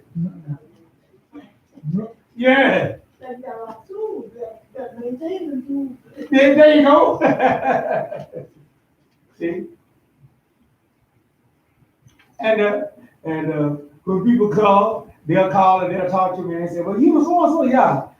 Well, you want I want to talk to her. You want to do that. I said, well, you talked to the wrong person. What? Probably because they got the same general idea that everybody else has got. Huh? Yeah. Yeah. And therefore, but God, when he bought the children of Israel out, as a matter of fact, when he sent them down there, he had a plan. What plan was it that when he sent us down to Egypt? What was the plan that God had for us? To make us a great nation. Make us a great nation. And him is the one that didn't want God's glory. Remember, that was the first thing that they did, decide against God. And the enemy still doing that today. That's why I'm saying that situation say we still got the same enemy. He knows God's plan better than you, the children know it. Hallelujah. Because we ain't took time to learn about God's plan because we too all wrapped up in what we got. Right. See? Rather than what God planned. See? And that's what I'm saying. It's such a big area to sprout wings and fly off to heaven. See? And then forget what God's plan. What God's plan is for us and the earth. I don't care nothing about that. They'll tell you that quick. I'm going to heaven. And don't you say it. And if you say I ain't going to heaven, then hey, I'll hit you upside the head.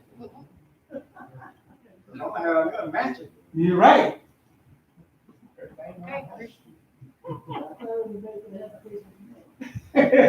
See? Exactly right. That's the problem. But people ain't take time to do those things. I know it. I know it. They can't come. And it ain't dawned on them. Because why? Because they sprouting wings and flying off. Oh, I'll fly away. And I know because I was there. Man, that was my hope. Oh, I want to go to heaven. Oh, yeah. I'm already there, and then all later on, and they up there waiting on you. Come on, baby. Oh, yeah, right. For them, you want to die. They don't want to do that. Be fighting to take that last breath. Oh, Hey, look at old Robert. Old Robert. Old Robert, they're begging folks and everything. Don't let the Lord take you home. Wait a minute. Yeah. Say you're big, them up. Huh? Say you're big, them up. Yeah. Yeah, he need that money. Right. They told me, Lord said if I don't raise this money every day, he'll gonna take me on home. He should. Yeah, he even said, don't send me a dime. You heard him say Yeah, he should have figured out there's something wrong with him. I'm going home. The Lord taking me home. he lying. That's what's wrong with Something him. wrong with the evangelist, pastor. He lying. He don't really want to go. You don't want to go to heaven? Right, that's right. He lying. He wants to spend that money. You got it too. Yeah, he got it. Sure did. But he got to spend it. Yeah. But it's still. Oh, yeah. Amen. You know, yeah. Read the 18th and the 19th. Did you get that one? No, I stopped it. I just read the 14. Okay, right, read on. Okay. And after that, the Levites will enter and do the service of the tent of meeting. You will cleanse them and offer them as a wave offering, because they are entirely given to me from among the people of Israel. I have taken them for myself in place of all those who come first out of the womb. That is the firstborn males of the people of Israel. For all the firstborn among the people of Israel are mine, both human and animal. Now, did you get this? Did you get this? God, in his moment of grace, said, I sing your firstborn of all the house of Israel. Mm-hmm. Therefore, they all belong to me. Right.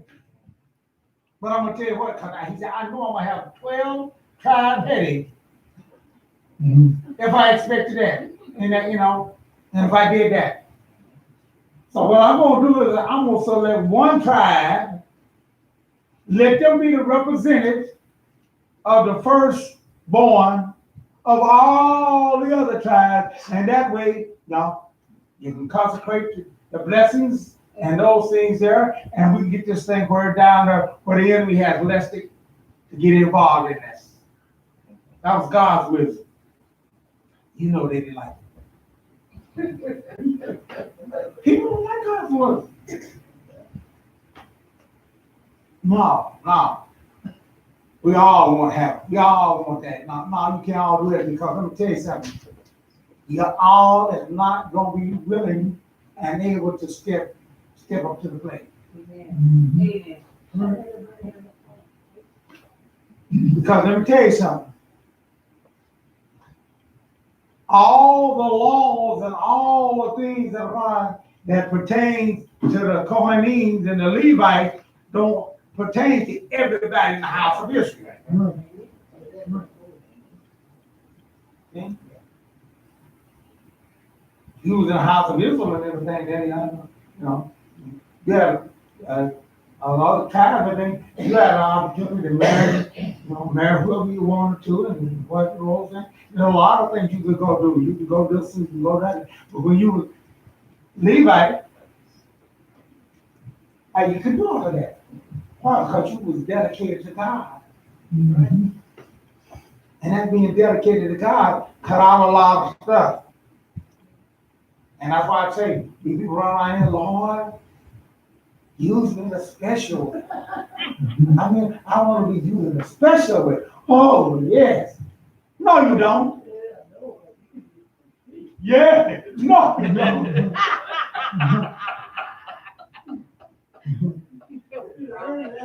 That's right. The more special that you come and all like that, the more under the microscope you're going to be under.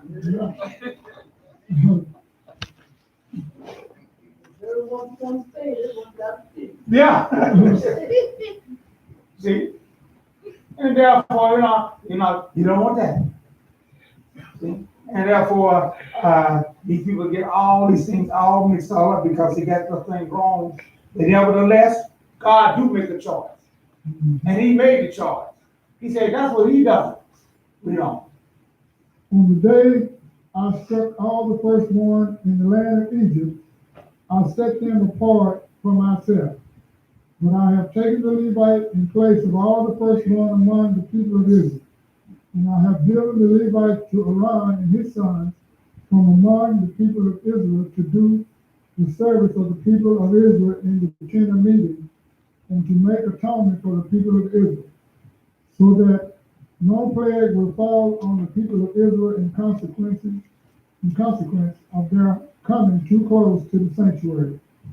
This is what Moshe and Aaron and all the community of the people of Israel did to the Levites.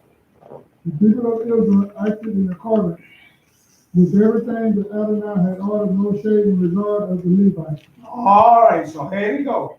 It's okay. All right. It sounds pretty good. Because, see, they didn't even realize that. Nowhere in the scripture do you find out there that God said, I'm going to claim all these firstborn that I saved in Egypt.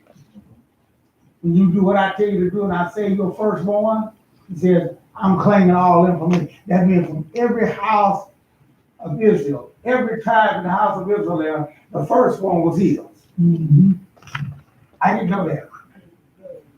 Yeah. Israel didn't know that. Right. See? So when you think that you know all what God is on, you don't know what God is. But God knows what's dealing with us. So he says, I'm dealing with Israel. I'm dealing with Israel. So here's what I'm going to do. That I claim that because I saved them all, but I'm going to combine them all down into one tribe. Because I know what I'm going to require of those firstborn.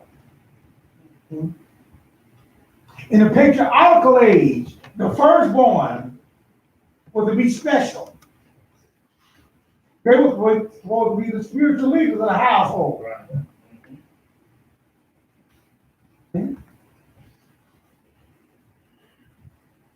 to be educated. So therefore God chose one tribe. And it wasn't the first one tribe that he chose. First of all, God can make his own choice. Wasn't the first one tribe.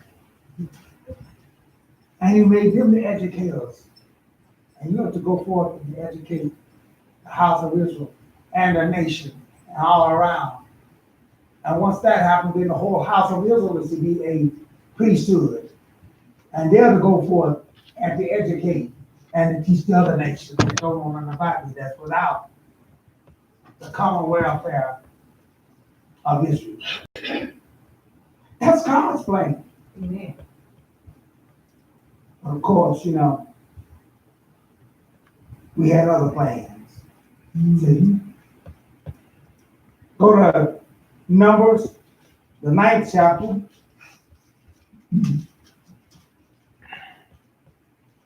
And start reading the 15th verse.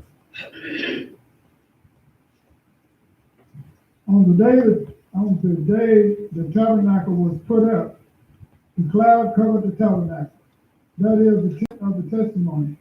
And in the evening over the tabernacle was what appeared to be fire, which remained until morning. So the cloud always covered it, and it looked like fire at night. Whenever it was taken up from above the tent, the people of Israel continued their travel, and they camped wherever the cloud stopped. Now see, they didn't know all of these things. Moshe knew what it was. And Moshe knew, and the Levites, they knew what was told them. Mm-hmm. God leading them in an open way, and they really didn't know about it. All I know is, well, that's a strange. All of a sudden, after we done did what God said do, we done built this tabernacle and everything, and all of a sudden, we get what it looks like a cloud. We talked about that the other day. I don't know what that cloud was. That's what it looked like to them at the time now, but that was different from any other cloud they ever seen.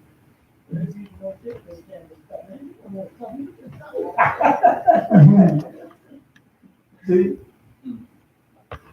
But that cloud followed that, and no matter what the wind blow or anything, that cloud stayed right there.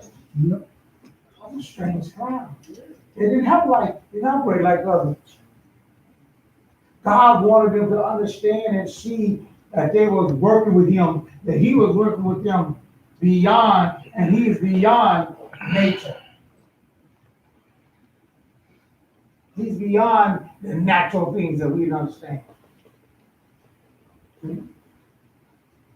They thought it was a cloud. It could have been a beam. It could have been, because it's funny, at nighttime it turned into a light. Mm-hmm. It's a guide. That's exactly what it was. It's a guide. It's exactly right. Once you get up and come in the morning, there you look out there, and God always know how to draw our attention to him. They were the closest. The Levites were the closest to around the tent there. When they on all four corners, and so when Moshe come out there, the Levites come out there. First thing they could see, what they saw was that tent, a meeting. And when they stepped out there, and that's where we're down, God in our hearts, the center of our doing it.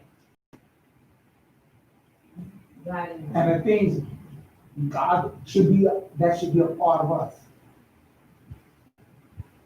When they looked up there and they saw that, Moshe started over. That's what it done left that thing. It ain't staying there no more. It's done moved on somewhere. They never know how long they was gonna be in one place. No. And if they got there and they planted their crop or whatever they gonna do, and then by the time they start real good, time to go. Yep.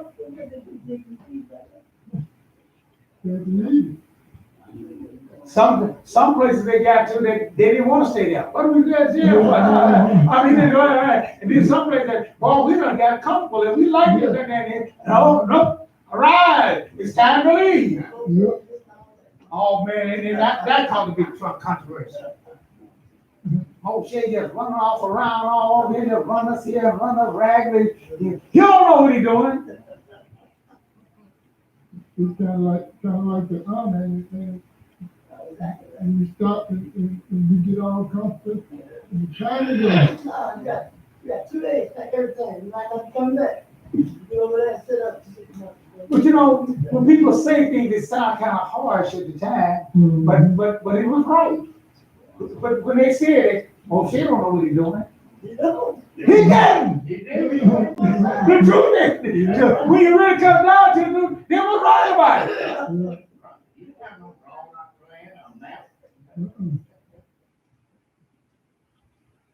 But he knew enough to know this here. You know, people say that, hey, you don't know what you're doing, and I said, you're right, I don't. Now, I'm learning to take these words and stuff, you know, and you know, it's okay. But if you know more than what I know and everything, you want it, then you don't need to be lead now. Why you lead now then? See? But anyway, Moshe, when he got up that morning, he didn't know that when he got up that morning there, that the cloud was going to be to the left. You read that story, we're going to read all of that, but you read it now. He didn't know that.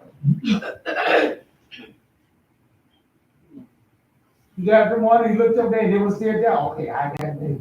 He looked at them there. I didn't tell him, the cloud going to be gone in the morning. I didn't tell him that ahead of time. That's right. Then he got up. It ain't there. It's time to move. Where we going? See, you know how y'all folks is. Whenever you do so, you got to know everything you want to know. What we going to do? I don't know. He just like him. Right. Read it, you're reading that. He didn't know where it was going. He didn't know where it was going to stop. He didn't know where it was going. But he knew enough, sense enough to know to be obedient and learn to know those things. That's right. Well, where are we going? I don't know. Well, why are we leaving then? See? It's time to go. Like, when you come at time to go and everything, and we already know where we're going. You go here, hey. Well, where are we going to go then? Where are we going at? You don't know when we get there. Yeah, that's right. When I know, then you will know. Because then I'm going to tell you to hold it, set it down, start building up the camp again. You know that's where you're at. You have something that's well, I ain't going. Oh, yeah. But hey, it didn't take long for them to change that. You know why? Because they had enemies. Right. Yeah. They had enemies out there. And you know what happens? You know what the lion and the enemy get. A lion don't even attack the whole bunch. Get the weakest He one. catch them and say, well, I ain't running with him. I ain't got no, okay. You the target. Yep. That's what he does. Yeah, that's right. You get them one they can't keep up.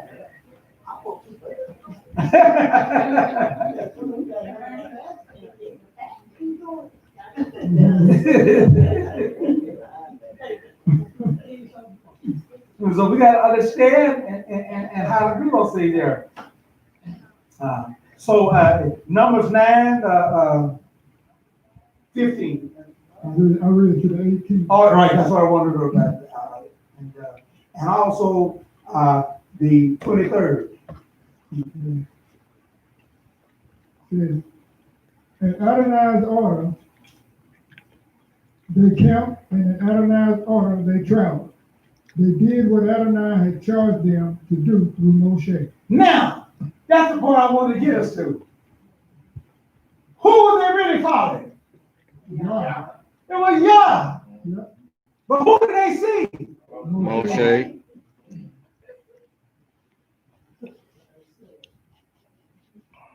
So therefore, we got to understand how our God operates. He chooses a man. He chooses someone for that position, and that's what you got to, because he associated himself with that.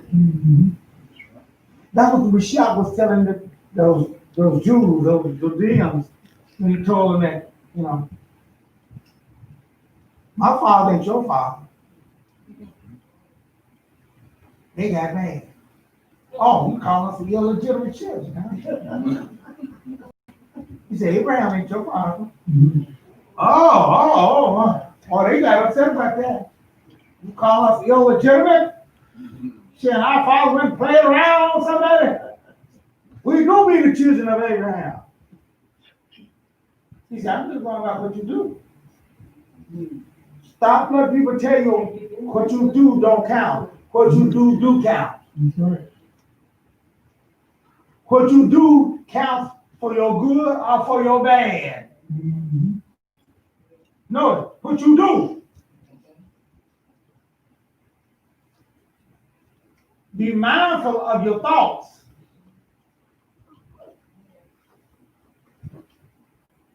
But you totally ain't judged and you totally ain't condemned on your thoughts. Because the Bible says let the young man forsake his thoughts. Right. Eventually, you're gonna follow those thoughts. See? But those thinking gotta turn into do. See? If I saw your apple down there, I saw them out. I said, I think I'm gonna get that. I'm gonna get that. I might be sitting all night and everything all I want with it. But until I go out there and grab that bad boy. Have I stolen it? Have I taken your apple?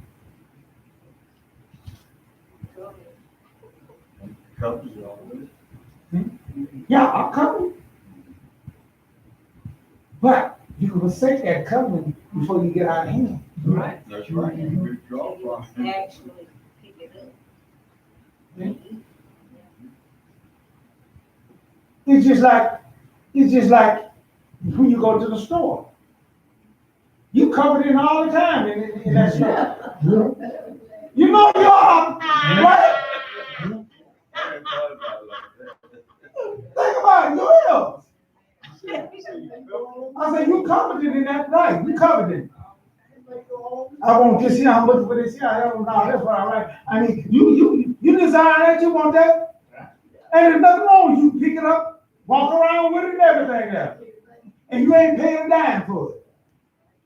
So just don't go out that door without paying. Go out that door, you can have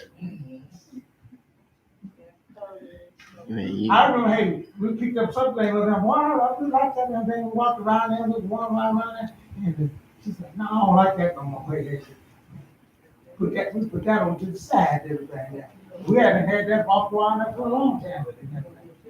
I thought covenant was something that you can't have. Huh? I thought covenant was something that you can't have. Like it belonged to you, and I know that I can't get it. Then why did it say cover the best gift? Well, yeah, in that case there, then it's just like the store. It's the right. Just like the store, yeah. But And that's what I'm saying. We have to be careful about the word. That's right. all I'm saying. The English language, but it's good. But see, I just want to make get this straight on what is it? Thou shalt not covet thy neighbors. Oh, well, yeah, Oh, right, yeah, right. That's a whole different story. Yeah, well, I'm saying I didn't get it, so I want to make sure I got it. No, I understand that perfectly. But even that has a word to it. You know, you can cover somebody's stuff. Yeah. You know, as long as you don't illegally go forth at it. You know, I go up and I see something you got to cover. I want it, and that's me to desire and everything there. Then, but if I go and say, hey, I sure like that now. How much you want to sell that? Give you on. Now you say I ain't gonna sell it and I don't run, you know, all like that. Then you gotta leave that alone. You gotta go on. You got that. But if the guy says, hey, I'll sell it. Huh? Nothing wrong with you buying it from him. No, not if you want to sell it. That's what I'm saying. So, you know, but if you go around and steal it. Yeah. Right. That's what God says, thou shalt not covet. See, you go out and steal it, then you done stepped out, but you had to do it, you can't steal it first. Yeah, action, that's what I'm saying. Yeah, I'm still saying you gotta do an action. But you ain't gonna go ask them about it once, you wanna tell your wife. No, so that's a different story. You want to take it off? Don't be doing it. Yeah. Better not go ask somebody that. You know he ain't gonna be selling it.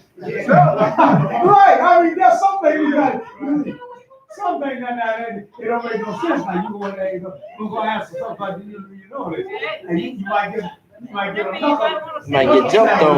Yeah. You want to get rid of it. So once again, we gotta use wisdom and knowledge and all those things that we do. And that's why we need to be educated, and that's why we need to know and those things there, because then we know the word. See? He said, this is one guy here. The Bible said, we ain't supposed to lust after no woman. I asked, I said, you didn't lust after your wife? That's being single. Yeah,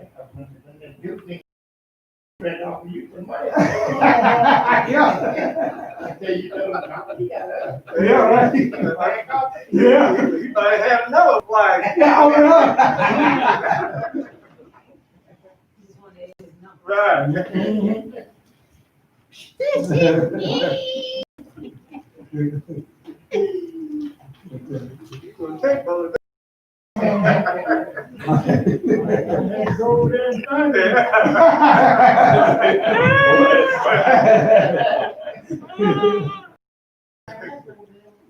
Yeah, or that is that. So it was at God's command that Moshe was doing those things. But yet still, he didn't understand all the intricate parts of what he was doing. Please get that. Whenever he came up and that cloud was gone, there's those that say there was, I can't argue about what it was, you know, even in our modern day now, they think it was a little spaceship or it was something that, whatever. But it wasn't working like no ordinary cloud. Right. Yeah. But you had to see that cloud from a distance, you know, which way, where they need to travel. Oh, yeah, I mean, yeah. Right.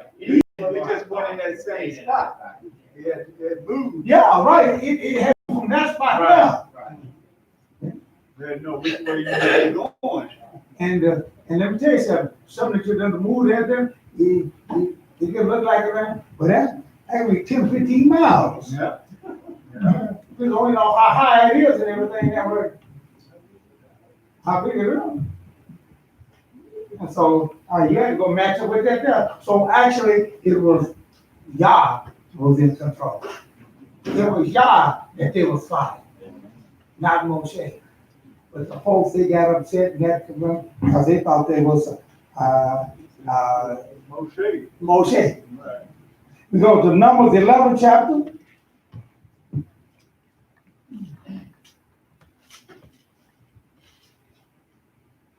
And so I read the first 3 verses of Numbers 11.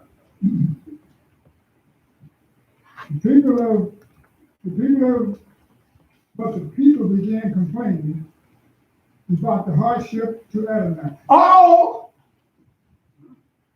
And when they was complaining, therefore, it wasn't nothing nice they were saying about Moshe.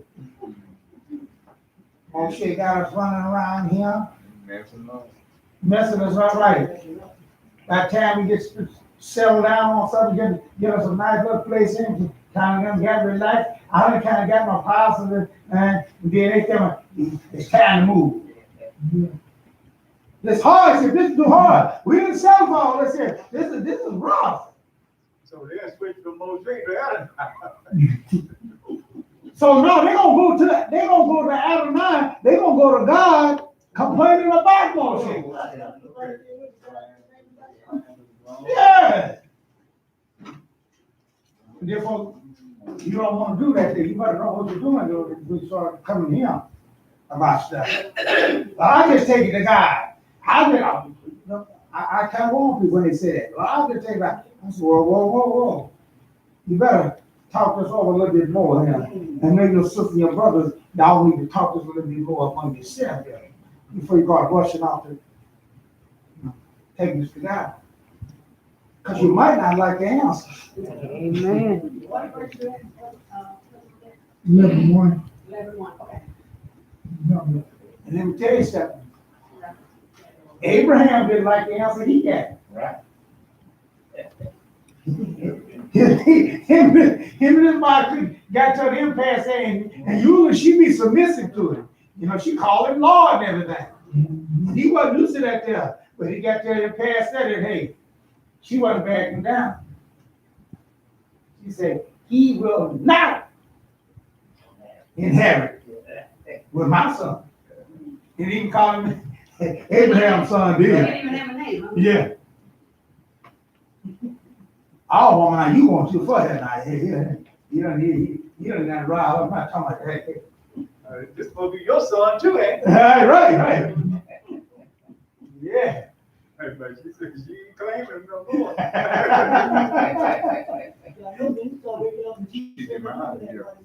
Yeah. Things have changed. So Abraham, well, you gonna listen to him? I'll take it to God then. I'll take it to Yah. You don't want to listen to your husband, you don't want to listen to me, I'll take it to Yah. Okay. I'll take it to Yah then. That's exactly what he did.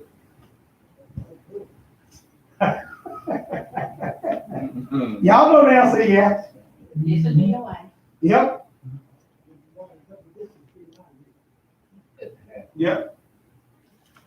He said, what you should have done, you should have been coming to me before you jumped up. You didn't do nothing, you didn't come to me then. So you hesitated why I told her. Okay.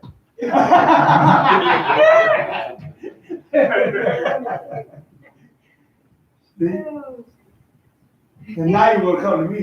Now you want to come cry watch all that and put that off of me. No, I ain't going for it.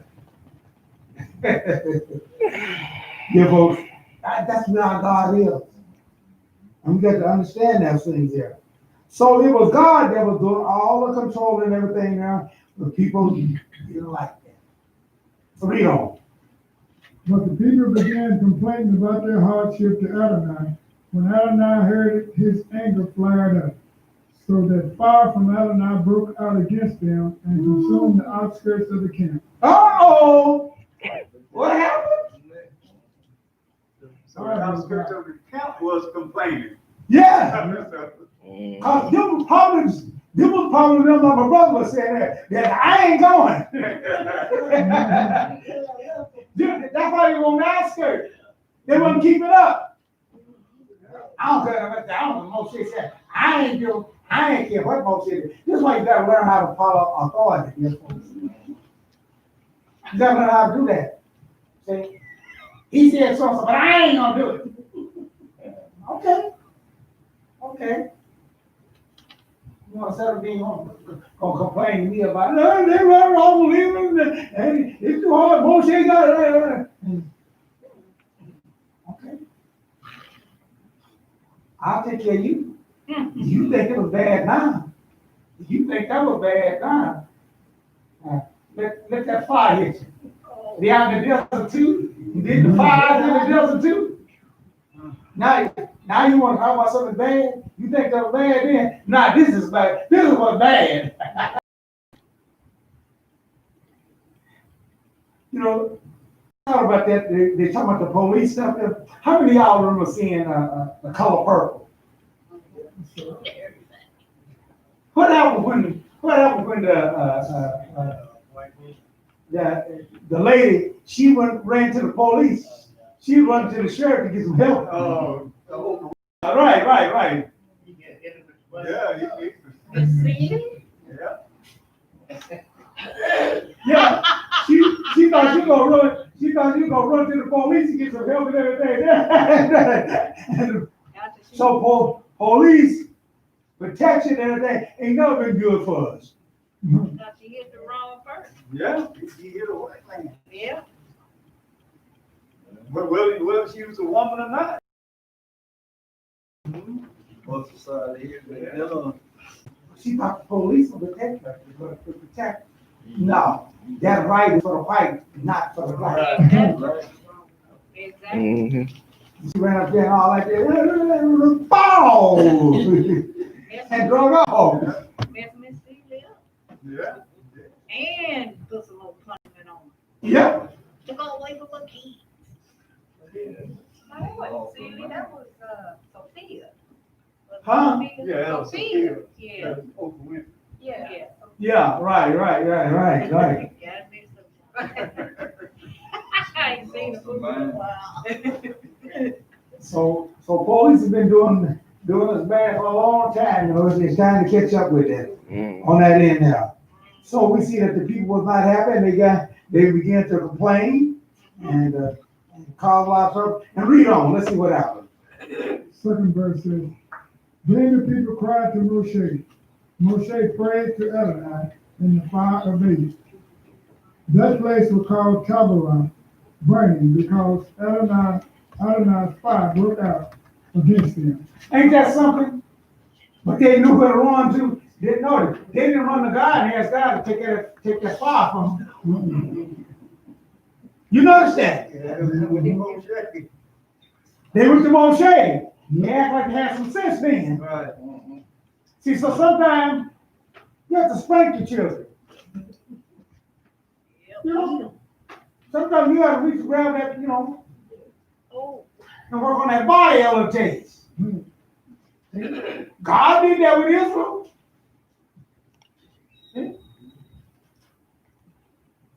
And God's still doing it today.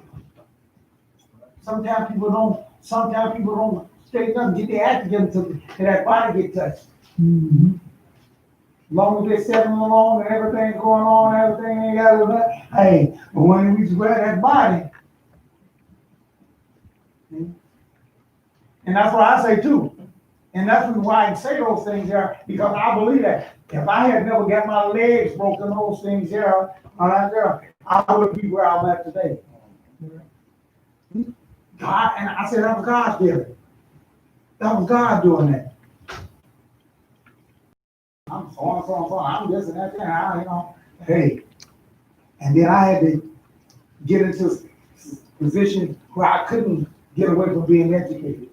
We're gonna run. That's right. I said, oh man, he ain't coming again. Oh man, can't go on that. See, God knows exactly how to do those things when it's time. And that's what I've learned. Sometimes we get in a hurry and get on those things there and think we ought to be doing this and think we ought to be doing that and all those things there. Hey, but God's under control. Oh, yeah. Seeing everything. God is under control. And therefore, shut me down. Couldn't get away from all of that. Here was, so God did them the same way. And they had to turn to Moshe, the one that they would call all the trouble for, had to go to him. And Moshe was a good man. What I mean by Moshe is a good man. He didn't care how they accused him, and when they cried out to him, He was patient. he went to God. Yeah. That's why y'all say he was a people's man on. Yeah. Kept them from being destroyed, too. Put life on the line for So did. Yep. Huh?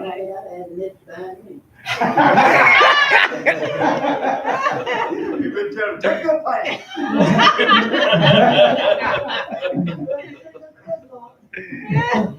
These people are something else, man. Yep. It's right. They do those things and all those things there. But nevertheless, but read on, let's see what happened. Fourth verse says, next the mixed crowd that was with them grew greedy for an easy life, while the people of Israel, for their part, also renewed their weeping and said, if only we had meat to eat. We remember the fish we used to eat in Egypt. It cost us nothing. And the cucumbers, the melon, the leek, the onions, the garlic, but now we are withering away. We have nothing to look at but this manna. The man, by the way, was like coriander seed and white like gum resin. The people would go around gathering it and would grind it up in meal or pound it to paste with mortar and paste. All right, now, what are you saying is that we can't serve God and stuff looking back. Mm-hmm. Can't do it. Got that looking on back. And you get stuff crowded all up, mixed all up. They say, well, you know, they say, we didn't have to pay for our meat. We didn't have to pay. What you mean you didn't have to pay for it? You paid for it all, man. You paid for it. Yeah. What do you mean they didn't pay for it? They were slaves. Right. They worked day after day night. They were paying for it. You get that lash. You're right. You see how we forget now how Your stomach get what they desire. Yep. We tired of this old light bread. We tired of this old white bread. We tired of this old.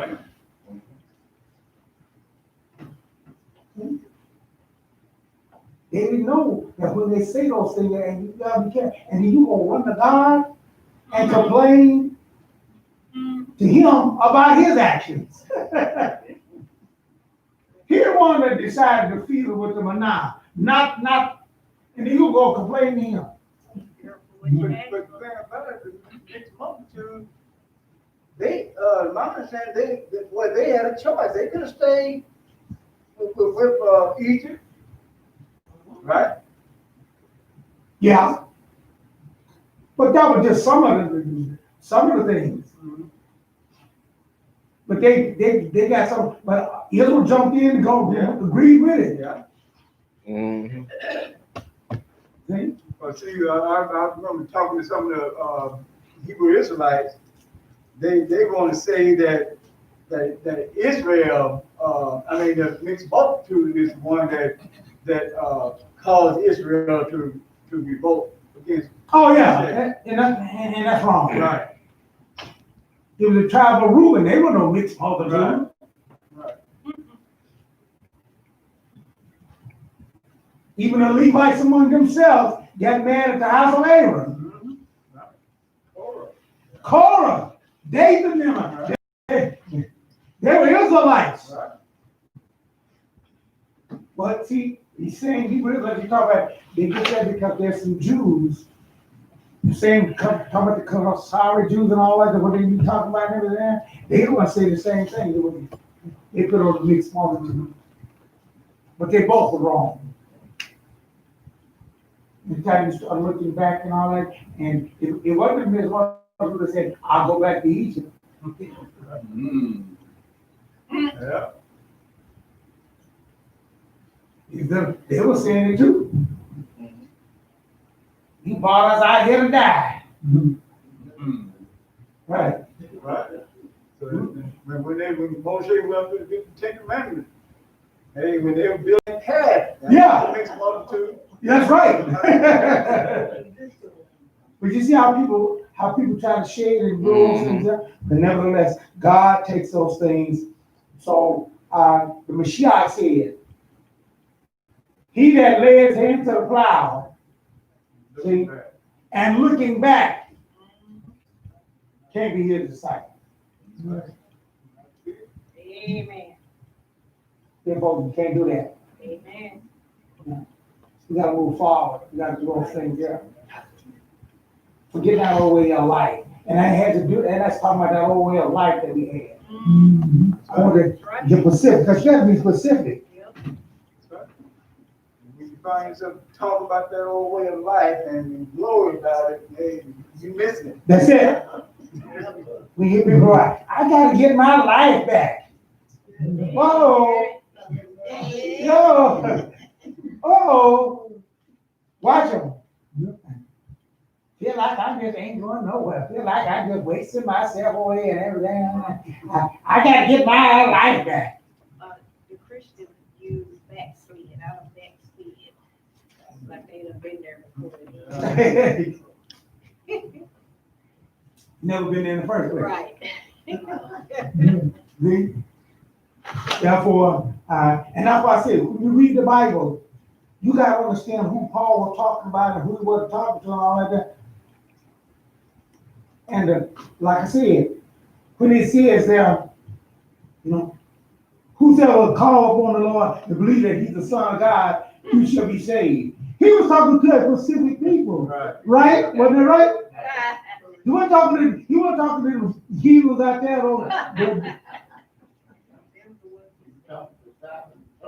Exactly. He was talking to the house of Israel. Yeah. But now they got to talk, oh, this everybody, and all, that's all you got to do. No. Yeah. That's them wannabes. See? Therefore, you got to rightly divide the word of truth.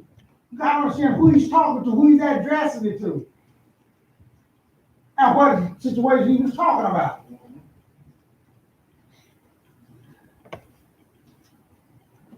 They don't do those things there. And when you do that, you're going to fall short. The enemy going to make a fool of you. Because he's got the advantage of us. See? So, they got to look it back, holler at God. What did God do? What did God do for him? We're going to get this wrapped up for today. What did God do for him? Sometimes, when you complain enough, God will give you what you ask for.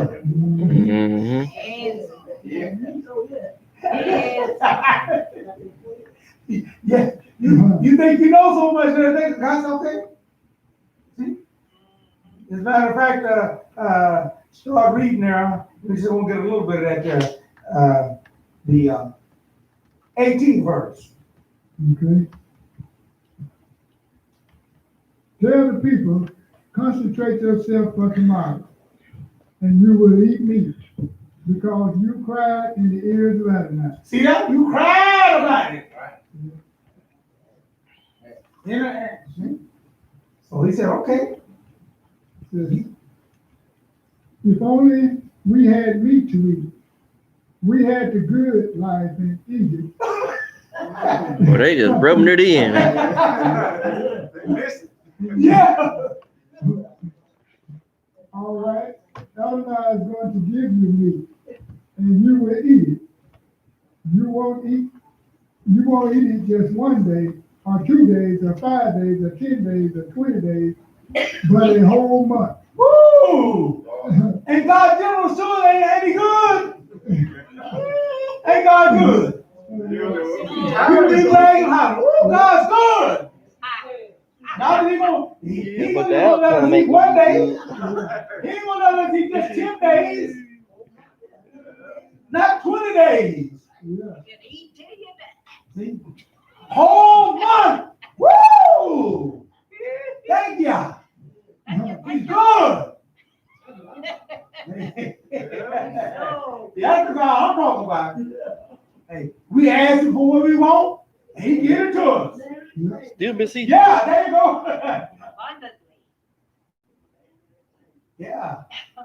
Groundwork for naming and claiming it. We ask about it, we complain about it. Yeah.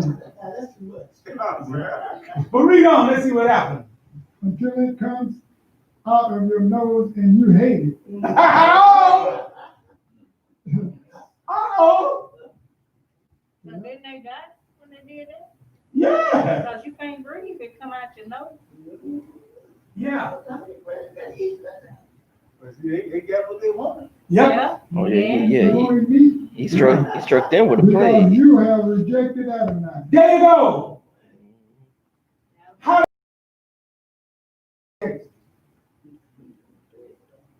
That was rejecting the food that he was given. there you go. Mhm. We're not gonna make this a whole mystery thing. Oh man, they gotta go come on, they gotta come up with some spiritual thing. Oh, and gotta there's a no. God gave them what he wanted for them to eat. Right. Yeah. And they went complaining back what they had. again. Right. But you know, I was looking at a picture. I think it was on Channel 55,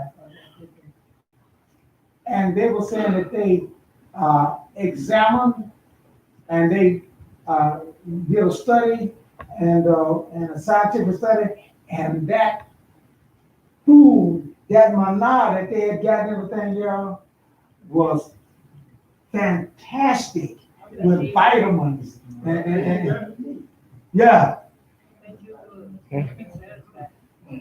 It was, you know, but they wanted meat stuff. Meat is all right, but meat's got a problem to it too and everything there. And I always say there, but that manna that they had and everything there, it sufficed. It was full of all the vitamins and all the stuff that you need to sustain you, to carry you out. Food, balance, milk. Well, didn't they eat meat in Egypt? Huh? They didn't eat meat. Yeah. Oh, yeah. So they was looking back. Yeah, somebody. Remember it. So they turned down the best thing Yeah. for something they didn't know about. Mhm. Yeah, that's what I remember. See, dear folks, in closing for today, Yah, see, chooses according to the heart or mind. Hallelujah. See? Hallelujah. Not necessary to the looks and the Hallelujah. outward appearance. Hallelujah. As a matter of fact, David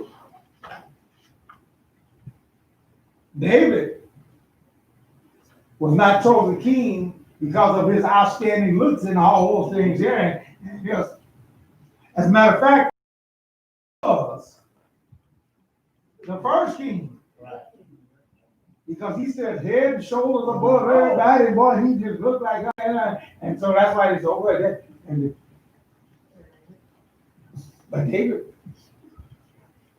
which is a man after God's own heart, his mind was in link with God. Samuel went to one of his sons that was good looking. Surely you got to get him one. Yeah, right. Finally, didn't nobody made that. He said, well, something wrong here. I know he's sitting there and said, one of your sons, you got to have somebody. Right. Yeah, well, we had a little run out there, you know. We didn't even include him in this picture. And that's what God do today. God is not watching of our choice. So God don't choose like that. Hallelujah. Amen. Hallelujah. He said, well, none of these is qualifying. The one that you done bought to that you thought was one of them. It's got to be somebody else. And dear folks, Yah chooses according to the heart of the man. Amen. His choice is to be respected and obeyed. Why do you think they need to be respected and obeyed? See? How do you think that? It's who they represent. King. He's a king. He said, they ain't mad at you, most they mad at me. There you go. They see you, but it's me behind you. That's the way he stays with Still the his, same. he stays the line of authority and his choice. That's right. See? And if you don't believe those things there, if you don't go forth with those things there, then you're the one that's going to come up short in those things there. Go to Numbers, the 12th chapter.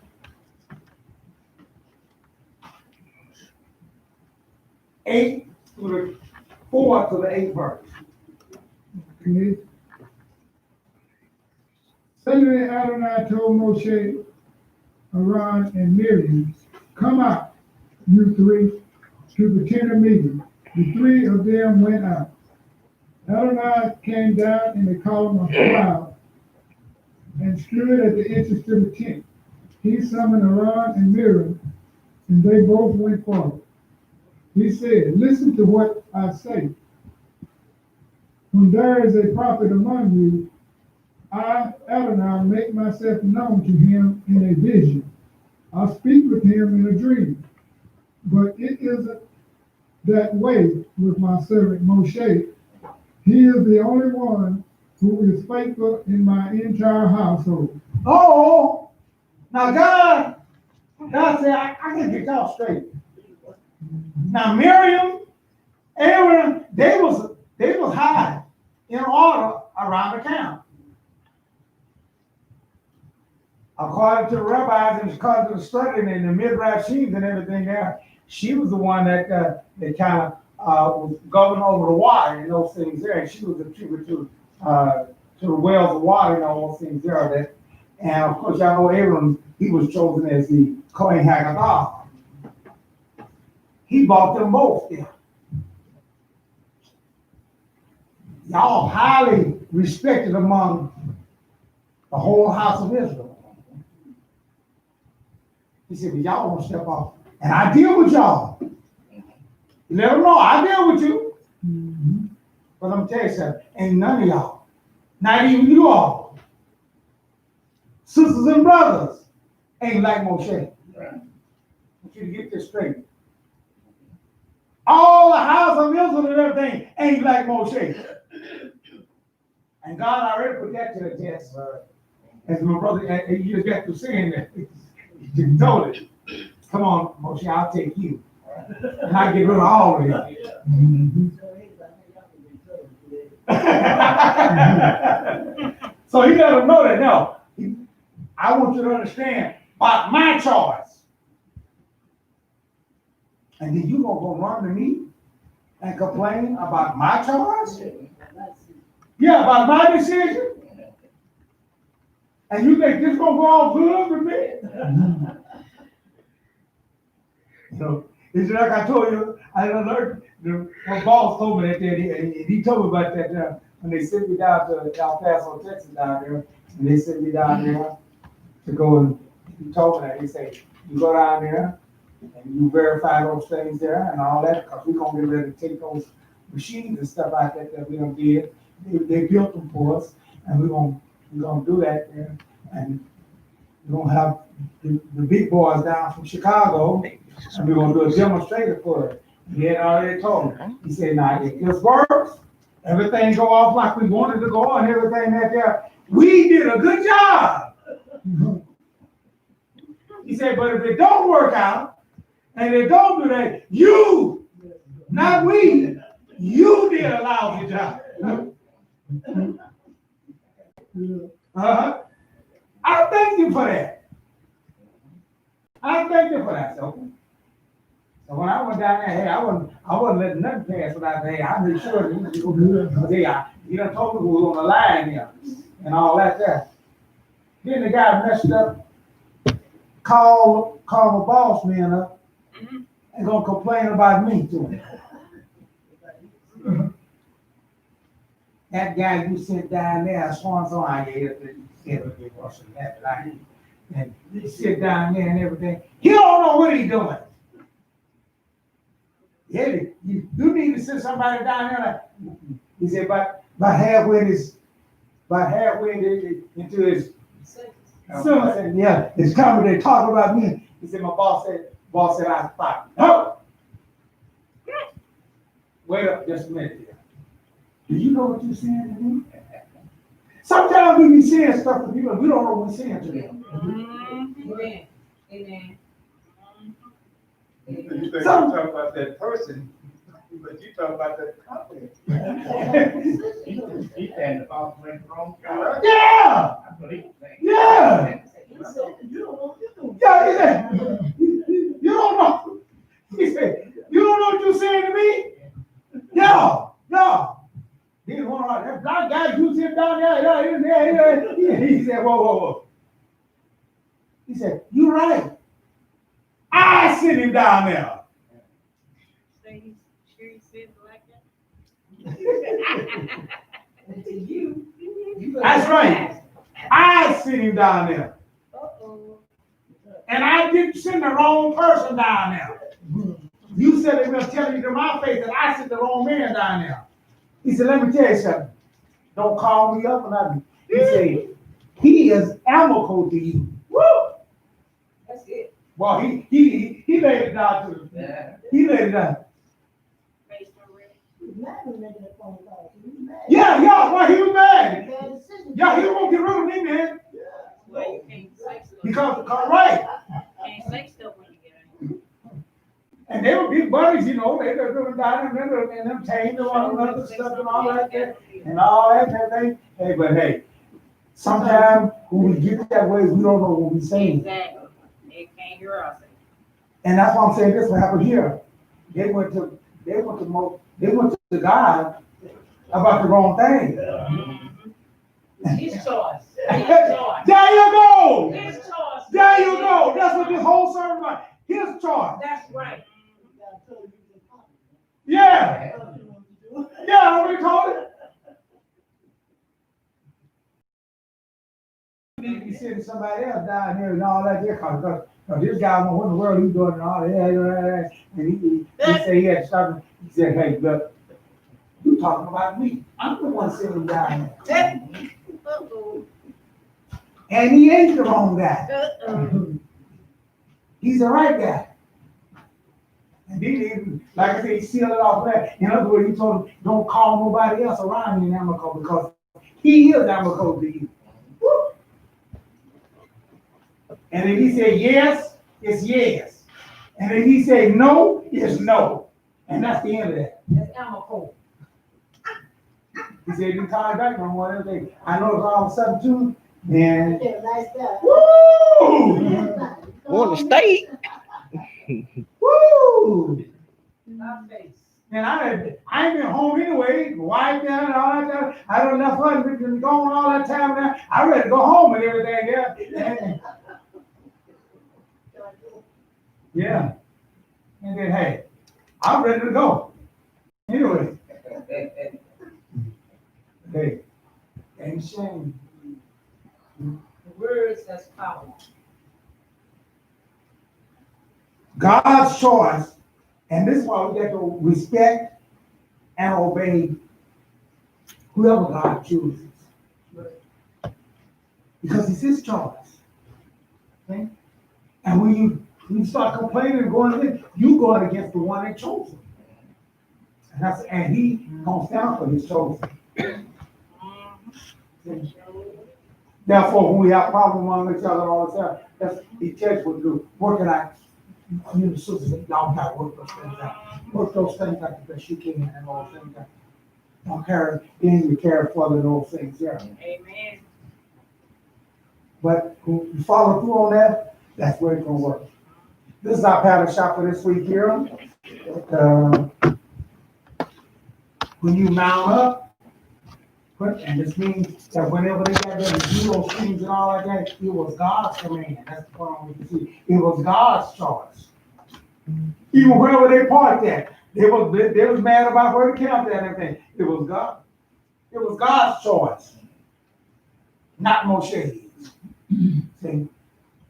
And therefore, when we learn how to follow through on authority, that saves us that embarrassment. Because it'd be too bad to get all out of hand. God can bring a little fire in it. And it ain't gonna be too nice for us. So we don't, that's why I say, careful, no, it's okay to get God involved in something, but some things we need to work out our own self. Lord, we'll take that answer. Y'all said, well, see that you do. Because if we don't, it's gonna keep cropping up till I'm out to come in and do this. Amen. It's a spanking. That's right. And as our old bills, how should we sing the Lord's song in a strange land?